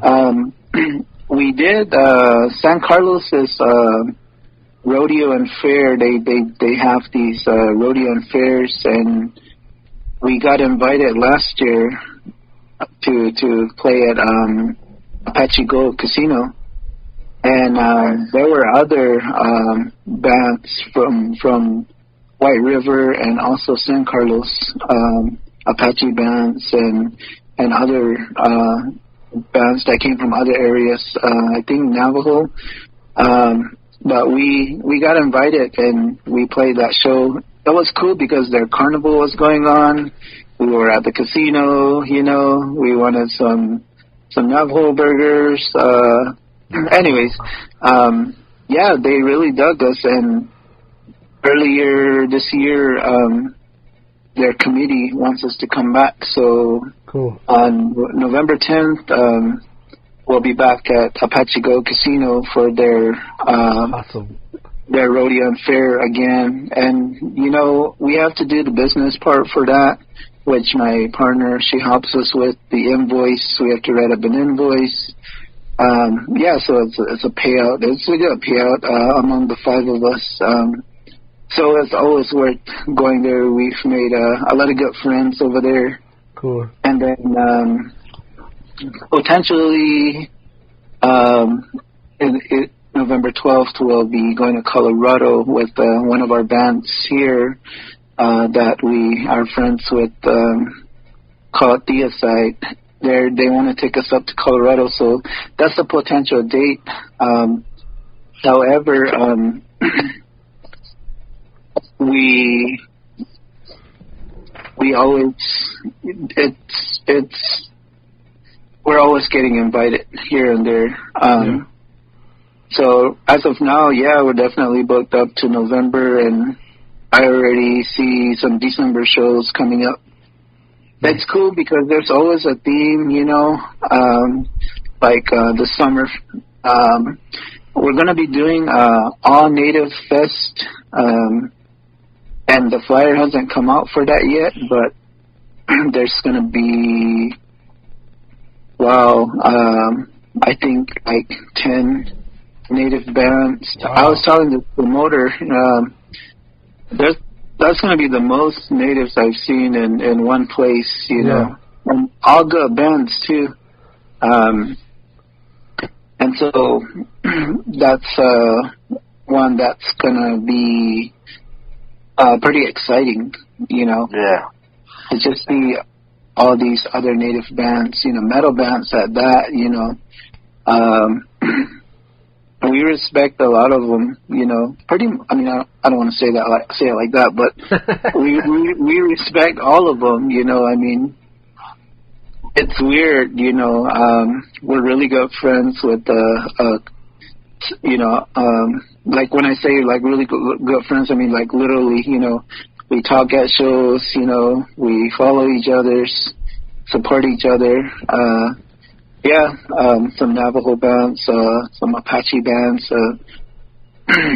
So I think it's kind of more authentic when, you know, it's native to native, you know, but we do love our scene. We do love the Phoenix and Tucson scene, and bands that we've made friends with. Cool. Yeah, there's go for it. Ever been talks of a Guardians tour? Like, that's kind of it's come up, but we don't have, you know, we're not funded by anybody. Everything that we do comes out of our own pockets, and so there's bands that we know in the scene that do mini tours. They might do like 4 shows: Colorado, Denver, Texas, New Mexico, you know, and that's a run for them. Cool. But what I know about these bands is they got a management, you know, by either a record deal or a record company, and that will book shows, you know, and say, okay, you know, we got this show, we got this show, we got this show. And so, you know, it's a mini tour. We would love to, however, we all work for the nation. And you know how that goes. You know, if you got leave time, then, you know, you can use your leave time. But if not, then, you know, you got to work that out somehow. Yeah, that's not planning, huh? Yes, definitely. Yeah, so we love what we do as far as our jobs go. This pretty much extracurricular stuff on our part, and it's a release, you know. For myself, I think all but one of our members and guardians are sober. I'm 17 years sober. I sobered up through doing time 17 years ago. I'm in recovery. I do railroad stuff. And so, you know, I love my sobriety. And so I think that's kind of another thing that, you know, is keeping this going is, you know, that we're sober and kind of more responsible, you know, for ourselves and the band. And so, you know, we're able to support each other that way. Cool.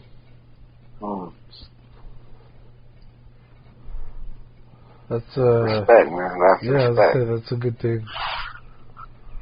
It's always good to hear. You know, our singer, he likes to, you know, have his drinks and whatnot, and we're cool with that, you know what I mean? But we do like him to be coherent, at least for the show, you know. yeah, you hope, you hope.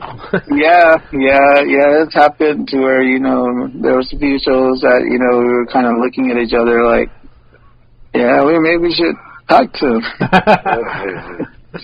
But, you know, so far so good. Yeah. That's cool. But see, when you're saying you don't practice, like, I guess you guys ever think about bringing like another keyboard or any other elements? We've never really explored, you know, that. Only because what we're doing now is pretty fitting to the ideas that JR or Gabe come up with. And then, you know, once we do put things together, you know, it sounds good. Gabe uses a few pedals. Well, I think really just one. I know he's had a distortion pedal or something like that, and then of course there was the one that kind of put it in clean mode and distortion. I don't use pedals. I might get looked at or frowned upon, you know. I don't have time to try to find things in them to support, you know, my part. It's weird. I'll use a tuner. I use a tuner pedal, and that has nothing to do with my sound. But I really don't use pedals. I think if we were to try to, you know, want to explore different things, definitely I would try to add some pedal effects. But right now I don't even have time to, you know, do that. You know, I work and weekends we're always on the go, so I don't have time to sit down and try to mess with stuff. Now, I don't know if you said it, but like, was there? You said, I guess it was 17 years ago. You said there was an album that came out. Like, are you guys recording now, or you got something that people can look for? Like, are you guys have you guys talked recently about making a new album or anything like that? We have been talking about recording, and we actually went into this guy's studio one time. I'd say about, I don't know, 5 years ago. Well, no, we've been around 5 years ago. I'd say in the last 2-3 years ago, in Oracle, and we recorded one song just to kind of see how it went. The song Reality, which is very catchy to people, and that song was finished. It's a recorded song. It's in MP3 format. You know, it's been played on different radio stations. Wow. Not major, like 98 KUPD or, you know, KFMA or 96, but like underground radio, Cranium Radio. We just did an interview with, what was that? It's a metal radio station. On probably three radio platforms, our song was played. It's been even played on podcasts. Yeah. There's podcasters in the Phoenix area that kind of interview the local scene and have played our song. So basically, we just share it. The MP3. It's done really. When you hear it, it's clean. It's, you know, the vocal effects is there. We were supposed to go back and finish the rest. However, we just got really busy and we never went back. We recently had somebody who hit me up saying that he wanted to record us for free because you know, everybody always asks, you know, hey, do you got merch? Do you got a CD, or do you got, where can I find your music?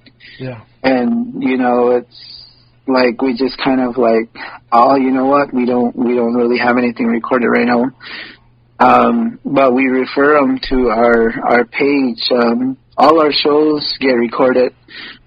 Thanks to my partner, she does all the recording for our shows, and they're live every time.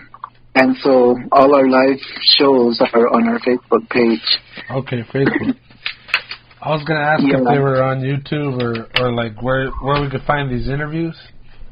Yeah, so the majority of stuff that you could look at is on Facebook. And you can find that at Guardians AZ. Guardians a lot of people, AZ. Yeah. Okay. Yeah. A a lot of people say, yeah, I tried to enter Guardians and, nothing came up. So we made sure to let them know, it's Guardians AZ, with the @ sign, right? At Guardians AZ. So it'll pop up. Okay. Or even in the search engine, just put Guardians AZ and then hit search. You'll definitely see our logo. Sweet. But a lot of that gets uploaded there.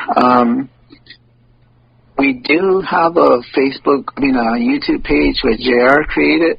It's a same thing, Guardians AZ, if you search on YouTube. But a lot of the content on there is older stuff. There's videos on there. There's shows on there, but he hasn't uploaded anything new like within the last couple of years. So it's there, but it's not up to date. Okay. That's really what I was looking for. What does the logo look like? So it's a fluorescent green G, which just stands for Guardians. Yeah. So it has a G with a skull in it and a sword right down the middle. Only because when we started out, we kind of... Oh, I know a band I forgot to mention that we were influenced by is Amon Amarth, by the Viking band. And so we kind of contemplated a band name, what are we going to be called? We don't want to, come up with a name that it's going to get taken away from us because it's copyrighted. Yeah. But Guardians came from an Amon Amarth song called Guardians of Asgard. And, that was like me and my bro's favorite song. And so we were like, what about Guardians? So we were like, yeah, sounds cool. And it's so funny because I don't want to get all Christian on you guys. My name my name is Raphael. Well, however, originally it's Raphael. And the only reason why I changed it to Raphael in the last, decade is because nobody could really say Raphael. People ask me my name, or when I do presentations or groups, to new people, I'm like, hi, I'm Raphael. And they're like, what? Like, how do you say that, And a lot of people have always kind of had trouble saying Raphael, so literally I changed it myself. I just said, it's Raphael, just call me Raphael. And that's what people know me by now in the last 5-10 years. But I'm not saying this is where I know where my name came from. It came from my mom's dad, whose name was Ralph. And so that's the story that I was told, that it was kind of after him. But in the Bible, there's an archangel named Raphael. And it's weird because there's another archangel named Gabriel. And so we stand on opposite sides of the stage. And if you look at, the Garden of Eden, you'll see these lions. What do they call them? Anyways, when they cast out, Adam and Eve because of their sins, they weren't accepted in there no more. And so they put these pillars in a sense there to kind of guard the entrance. And, it's kind of weird because, me and my bro Gabe are on opposite sides, kind of like guardian angels, and, when we talk about guardians, as far as Amon Amarth, they're singing about Vikings and, they're battling in the ocean with these ancient Viking ships and swords and shields and whatnot. And so, in a sense, we have that picture of, having a shield and a sword and, our armor, Yeah. So we were like, guardians, I'm not saying there's a Christian concept in there. Don't get me wrong. I'm just kind of throwing that in on. I'm just throwing it in on my part. That came to me later, like, wow, didn't realize, a lot more going on. Yeah. It just dawned on me one day. I was like, I didn't realize, we have guardian angel names, and we're in a band called Guardians, and we stand on opposite sides. So it's like we're protectors of the people. Yeah. But there's a slogan that comes with our name, Guardians. If you ever look at our old logo, it says Guardians, and it says from the very depths of our own hell, we rise as guardians. Huh. So that's kind of the slogan. Cool. So yeah, that I found that pretty interesting for myself. It's like I was just kind of had this, I don't know, enlightenment one day, and it's like, wow, that's cool. That is. I like it. Cool. All right. You didn't get Christian, you got biblical. Yeah. There you go. And to kind of just touch on that, I didn't grow up in, culturally or traditionally. Actually, I guess I want to say, in a sense, I did. My grandma, she was an elderly when she was raising me, and she only spoke English. I mean, Autumn. She didn't know how to speak English.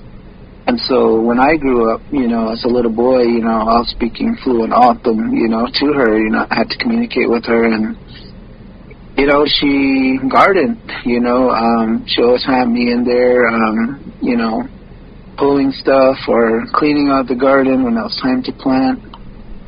She did a lot of basket making.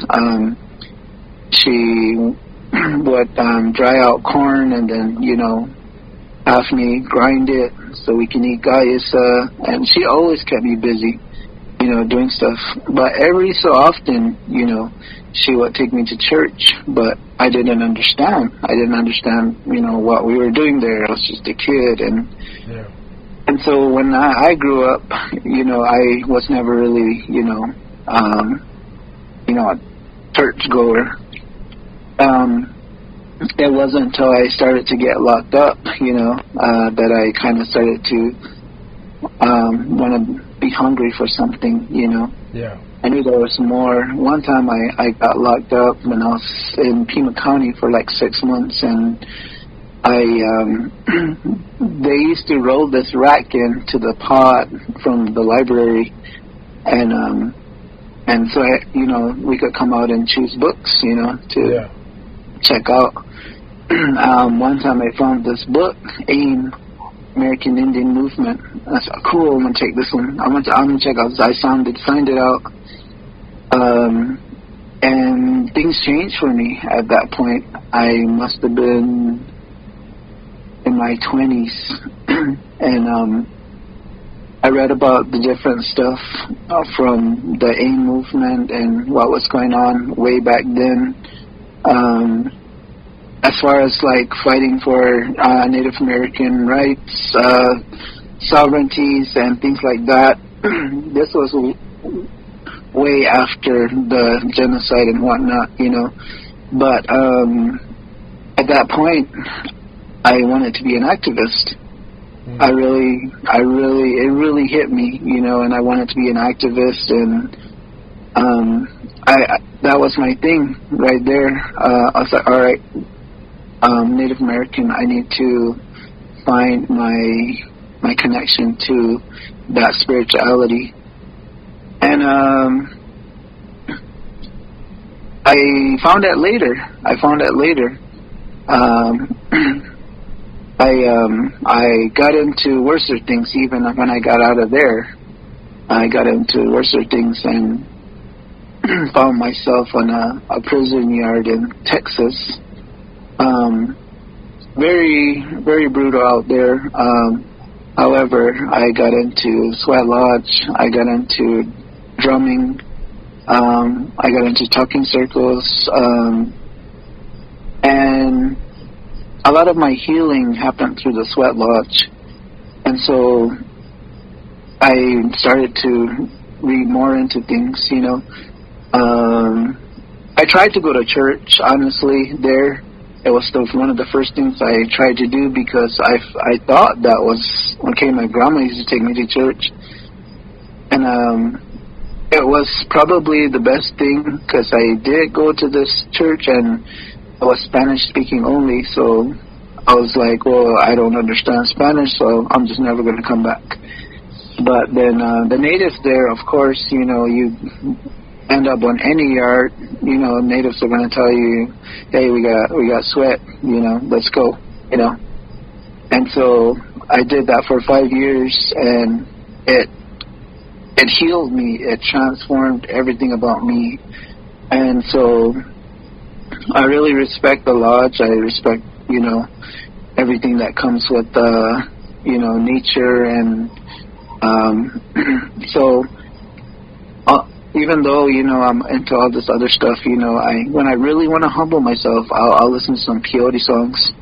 I do like powwow songs, but peyote songs are the ones that I heard in the lodge, like, for 5 years, just drumming. I've heard grown men cry, like, you know, really hard, and they're going through a lot, and I started to, like, feel how I can let things go, you know. I definitely grew up with a lot of trauma, a lot of abandonment issues, and so on, you know.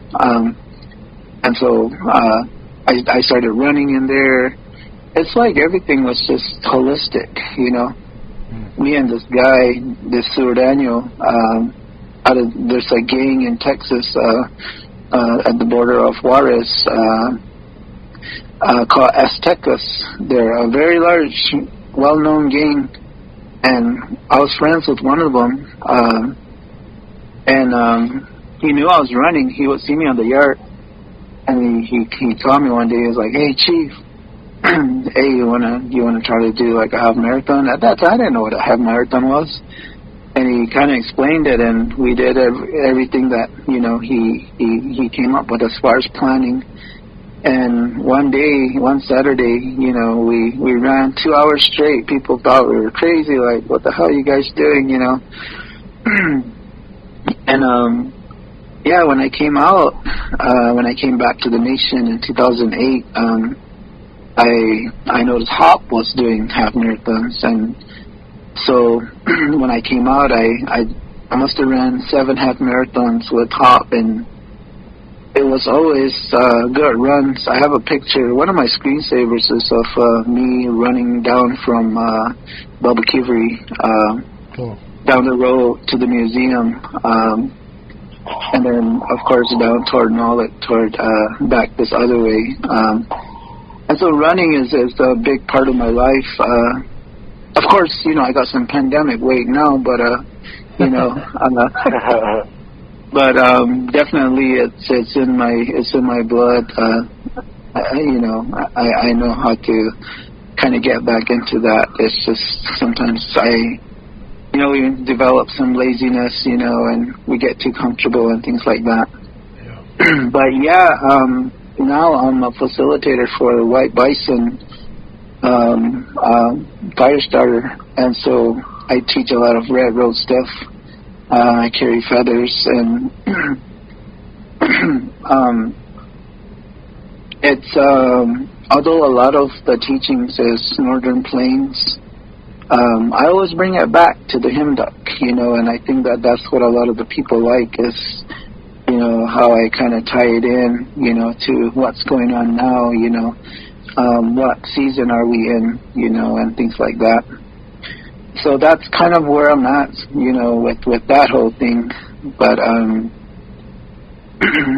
it's all out of respect, you know. The railroad does not discriminate against any world religions. It basically just encourages everybody to kind of get back to whatever it is for you, you know what I mean? Yeah. And that's what people like, is because it's not trying to conform anybody.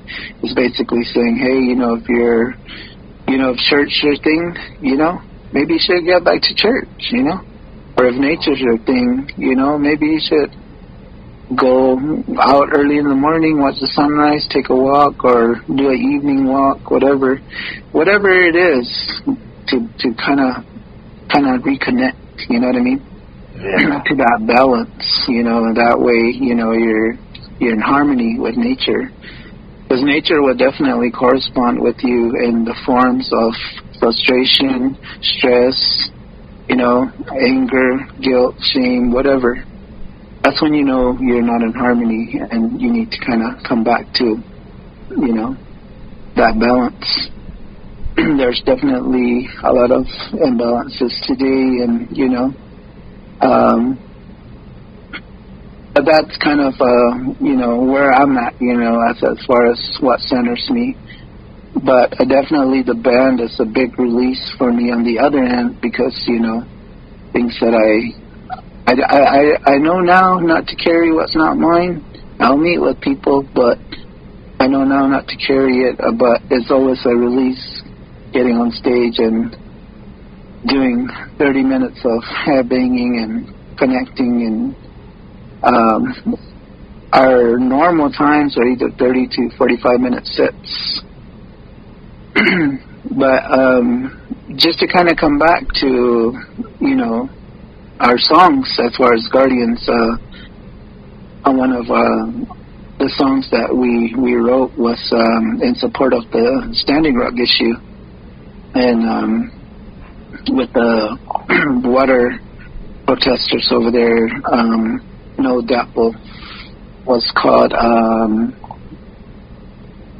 Poison Well, and we wrote that song to support that just for ourselves. We felt like we needed to write about the issue of what was happening at that time. And so, of course, Poison Well just was kind of a metaphor for, they're going to put these pipes in the water, and at some point with rust and whatever else, the waters will be polluted. Yeah. But there's also the lyrics in there that talk about, how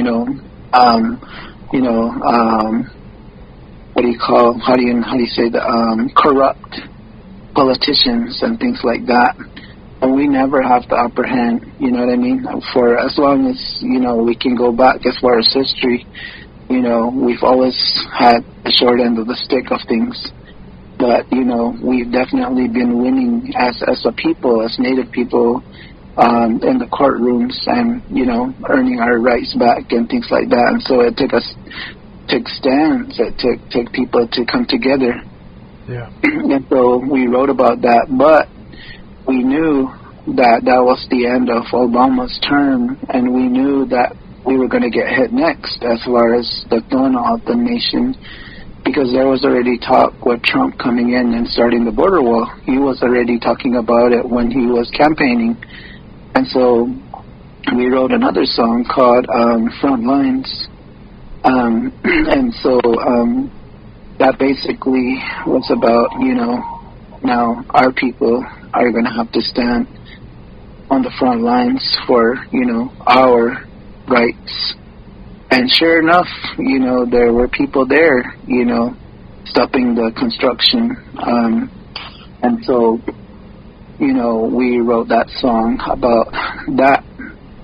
And a lot of people, can kind of listen to us and see the metal in it and hear the metal in it. But I think that the words will totally change, the concept of how people view, what we're singing about, Cool.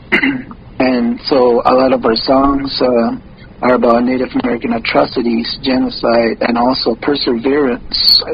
It's about overcoming challenges and standing up for yourself, standing up for your rights, and things like that. And, those are what our lyrics are about. But it's how we feel at the time, too. as opposed to, just wanting to write something that we think is cool, Yeah. So it's kind of like, what's going on right now, as far as our people and things like that. So I knew that I wanted to share that only because, whoever listens will get the gist of, what we're singing about, when we're out there. And we do represent, the nation only because that's where we started out. We never thought we were going to make it this far and things like that. And so we don't get any, I'm not saying this in a bad way because, we don't really, and I don't say it in a negative way when I say we don't really care that we're not getting any support, because we know the nation, we know the people, and everybody is in a good place. And I only say that because, everybody to each his own, right? To each his own, but we all have respect for each other. Yeah, we do have, people that are struggling and suffering with substance abuse problems, relationship problems, even suicide and things like that. And, I'm not excluding that. I'm just saying, as a nation, we respect it because that's where we come from. And so we're not asking anything from the nation. And that's what I mean by that we don't really care if we get the support or not. We did actually, let me clarify that. We did actually from the Ka'aji district, thanks to the Ka'aji district for funding a couple of our members when we flew up to Oregon. Because they requested funds from their district, and their district was kind enough to approve them funds for airfare and some. So it worked out. That's why we all got to make it up there. Cool. But as far as being out here, it's very clear on our hashtags that we hashtagged on Autumn because that's who we are. and that's who, we don't totally represent, everybody, but if we were to represent where we come from, this is who we are, this is what we play, and it's what we love, And we've gotten kudos from members when we played our own Nation's Rodeo and Fair. We were called by one of the DJs from KOHN, hit us up and said, hey, we'd like you to do the Rodeo and Fair. And so that was another business deal, and we did an hour set there. And so that was pretty cool, It was an honor to be on that stage. Very cool. Yeah, well, we're gonna share all that, and hopefully everybody will start looking it up, and that you'll share this once I put it up. I'll send you a link, and hopefully you'll share it with everybody in your band, and they share it with everybody, and get just whatever additional things you can get from that. Yeah, definitely. Do you have? We've kind of reached our mark here, so do you have any final words to say to the nation, or maybe your friends, or your band members, or your family, just anybody who's listening? Do you have any final words? Yeah, definitely, I do. First of all, for myself, I'm proud to have served the nation. I said earlier that I'm resigning from my job after 10 years. I put in a lot of good work there, and I'm only resigning because I'm going back to school. Cool. I'm already enrolled with TOCC. I've been taking classes here and there throughout my time. However, I just feel like it's ridiculously taking a long time just to get my degree. And so I'm going as a full-time student. I should be done by May next year with my associates. They're going to help me get enrolled with a university where I can work on my bachelor's program. Cool. Only to come back to the nation because it's kind of where my heart's at. And so I'm a proud member, I'm still learning as well. So I do give a lot of credit to the nation. There are people that I want to highlight, but they're on council, so I better not. They've definitely helped me along in my time. I've met so many people along the way that, I need to thank. And but to my bandmates, we're very tight. I'm glad for our brotherhood. And I'm pretty sure, they'd say the same as far as everything that I shared. They would agree with, and be thankful that I put this out here. And we're very friendly. Don't be discouraged to come up to us if you ever see us, in your area, or you show up to a show or whatever. We're always open to talk to people. We talk to a lot of people. And it's just a thing for us now, as far as who we are and how we're known, and so it never fails. There's always somebody that's gonna come up and tell us, hey, it's my first time seeing you guys. I really like what you guys are doing, blah blah blah. But yeah, I do have a podcast myself. Oh, cool. It's called Thoughts and Insights. And it has nothing to do with Guardians. How should I say? It's on personal development. And if you listen to my episodes, they're very easy to listen to. I think I have up to 12 episodes, and I haven't done one in probably 3 months, maybe 2 months. But it's because I'm really busy. But that's out there. So check it out if anybody's listening and they kind of want to, get some personal development stuff, to kind of help them out. What else? I run a YouTube page. It's called Native Dave's Metal Channel. And I upload videos from shows that we play. We play so many shows that either before we play or after we play, I'll go and record, bands that I like, or that are interesting, and I'll upload to that. It says Native Days Metal Channel, and if you go on there, I probably have over 300 videos, and you'll see so many local bands on there. I upload a lot of our stuff as well. So that's that. The best place to find us is on Instagram and Facebook at Guardians AZ.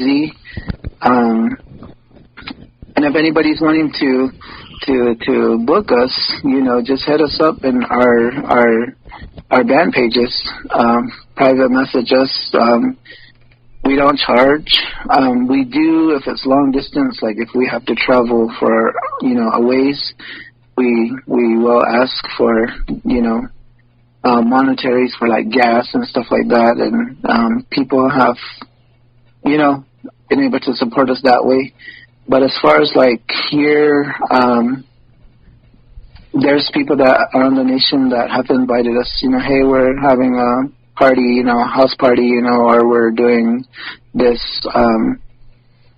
whether it's a professional thing or just, just wanting somebody to come and make noise at your house, then, we're open to that. I think that's pretty much it. I know once I get done, I'm like, I should have said this, I should have forgot to say this. But come back, man. You can come back. Yeah. But Sky, I don't know if I want to say I know you, but I know of you. I've seen you here and there, and so I feel like I know you. But that's pretty cool. And after this, I wanna thank you guys, for bringing me on. Sure. To just share, things that kind of bring clarity and, again, insight to things like as far as the band, as far as my personal life. At this point, I think, I'm just an open book. Like, whatever you want to know, I'm willing to share. But, yeah, check us out if you ever can. It'd be awesome to see you guys. Cool. Cool. All right. Well, that's the episode then. Everybody, hey, man, Raphael, man, thanks for coming on. I really, I didn't know where it would go from the beginning because I wasn't sure what your story was, and I think we got some really good insights, like you said, into who you are and the band. So I'm glad you came on, and if you want to come back on, let us know. We'll definitely have you back on. This is good. That was a good one, man. Okay. Yeah. If you, I was gonna say, there's so much. It reminded me of how powerful music is, Yeah. Oh yeah. So. Yeah. It is. It's. I think you just said it all in that one right there. It is. It can do many things. Yeah. And I respect, the music on the nation as well. Like I said, I've been talking to a few people in the different writer scenes, and don't be surprised if you hear about me doing something else. Hell yeah! But I guess one of the things I want to just close with this. At some point, I do want to try to meet up with other musicians on the nation. I prefer people that are on the nation because I want to start just some projects. I have ideas, and they can actually go places. It's just, I want to establish, band members first. Yeah. And so, if anybody's listening, if you play bass, guitar, if you can sing, hit me up. Let's jam for now, and somewhere down the road, let's start playing gigs. Cool. Again, thank you guys. I really appreciate you guys for bringing me on. I'll be listening to more of your other episodes. Cool. Absolutely, man. You're always welcome. Thank you. All right. So that's the episode. Everybody, thank you for listening. This is the Natives in America podcast, and you're tuned in to the Reservation Radio Network on YouTube. So everybody, thank you for listening. Thanks, Raphael and Sky. Sky, thanks for coming in. So, peace out. It's a good one. Yeah, it was a good one. Thank you. All right, peace out. All right.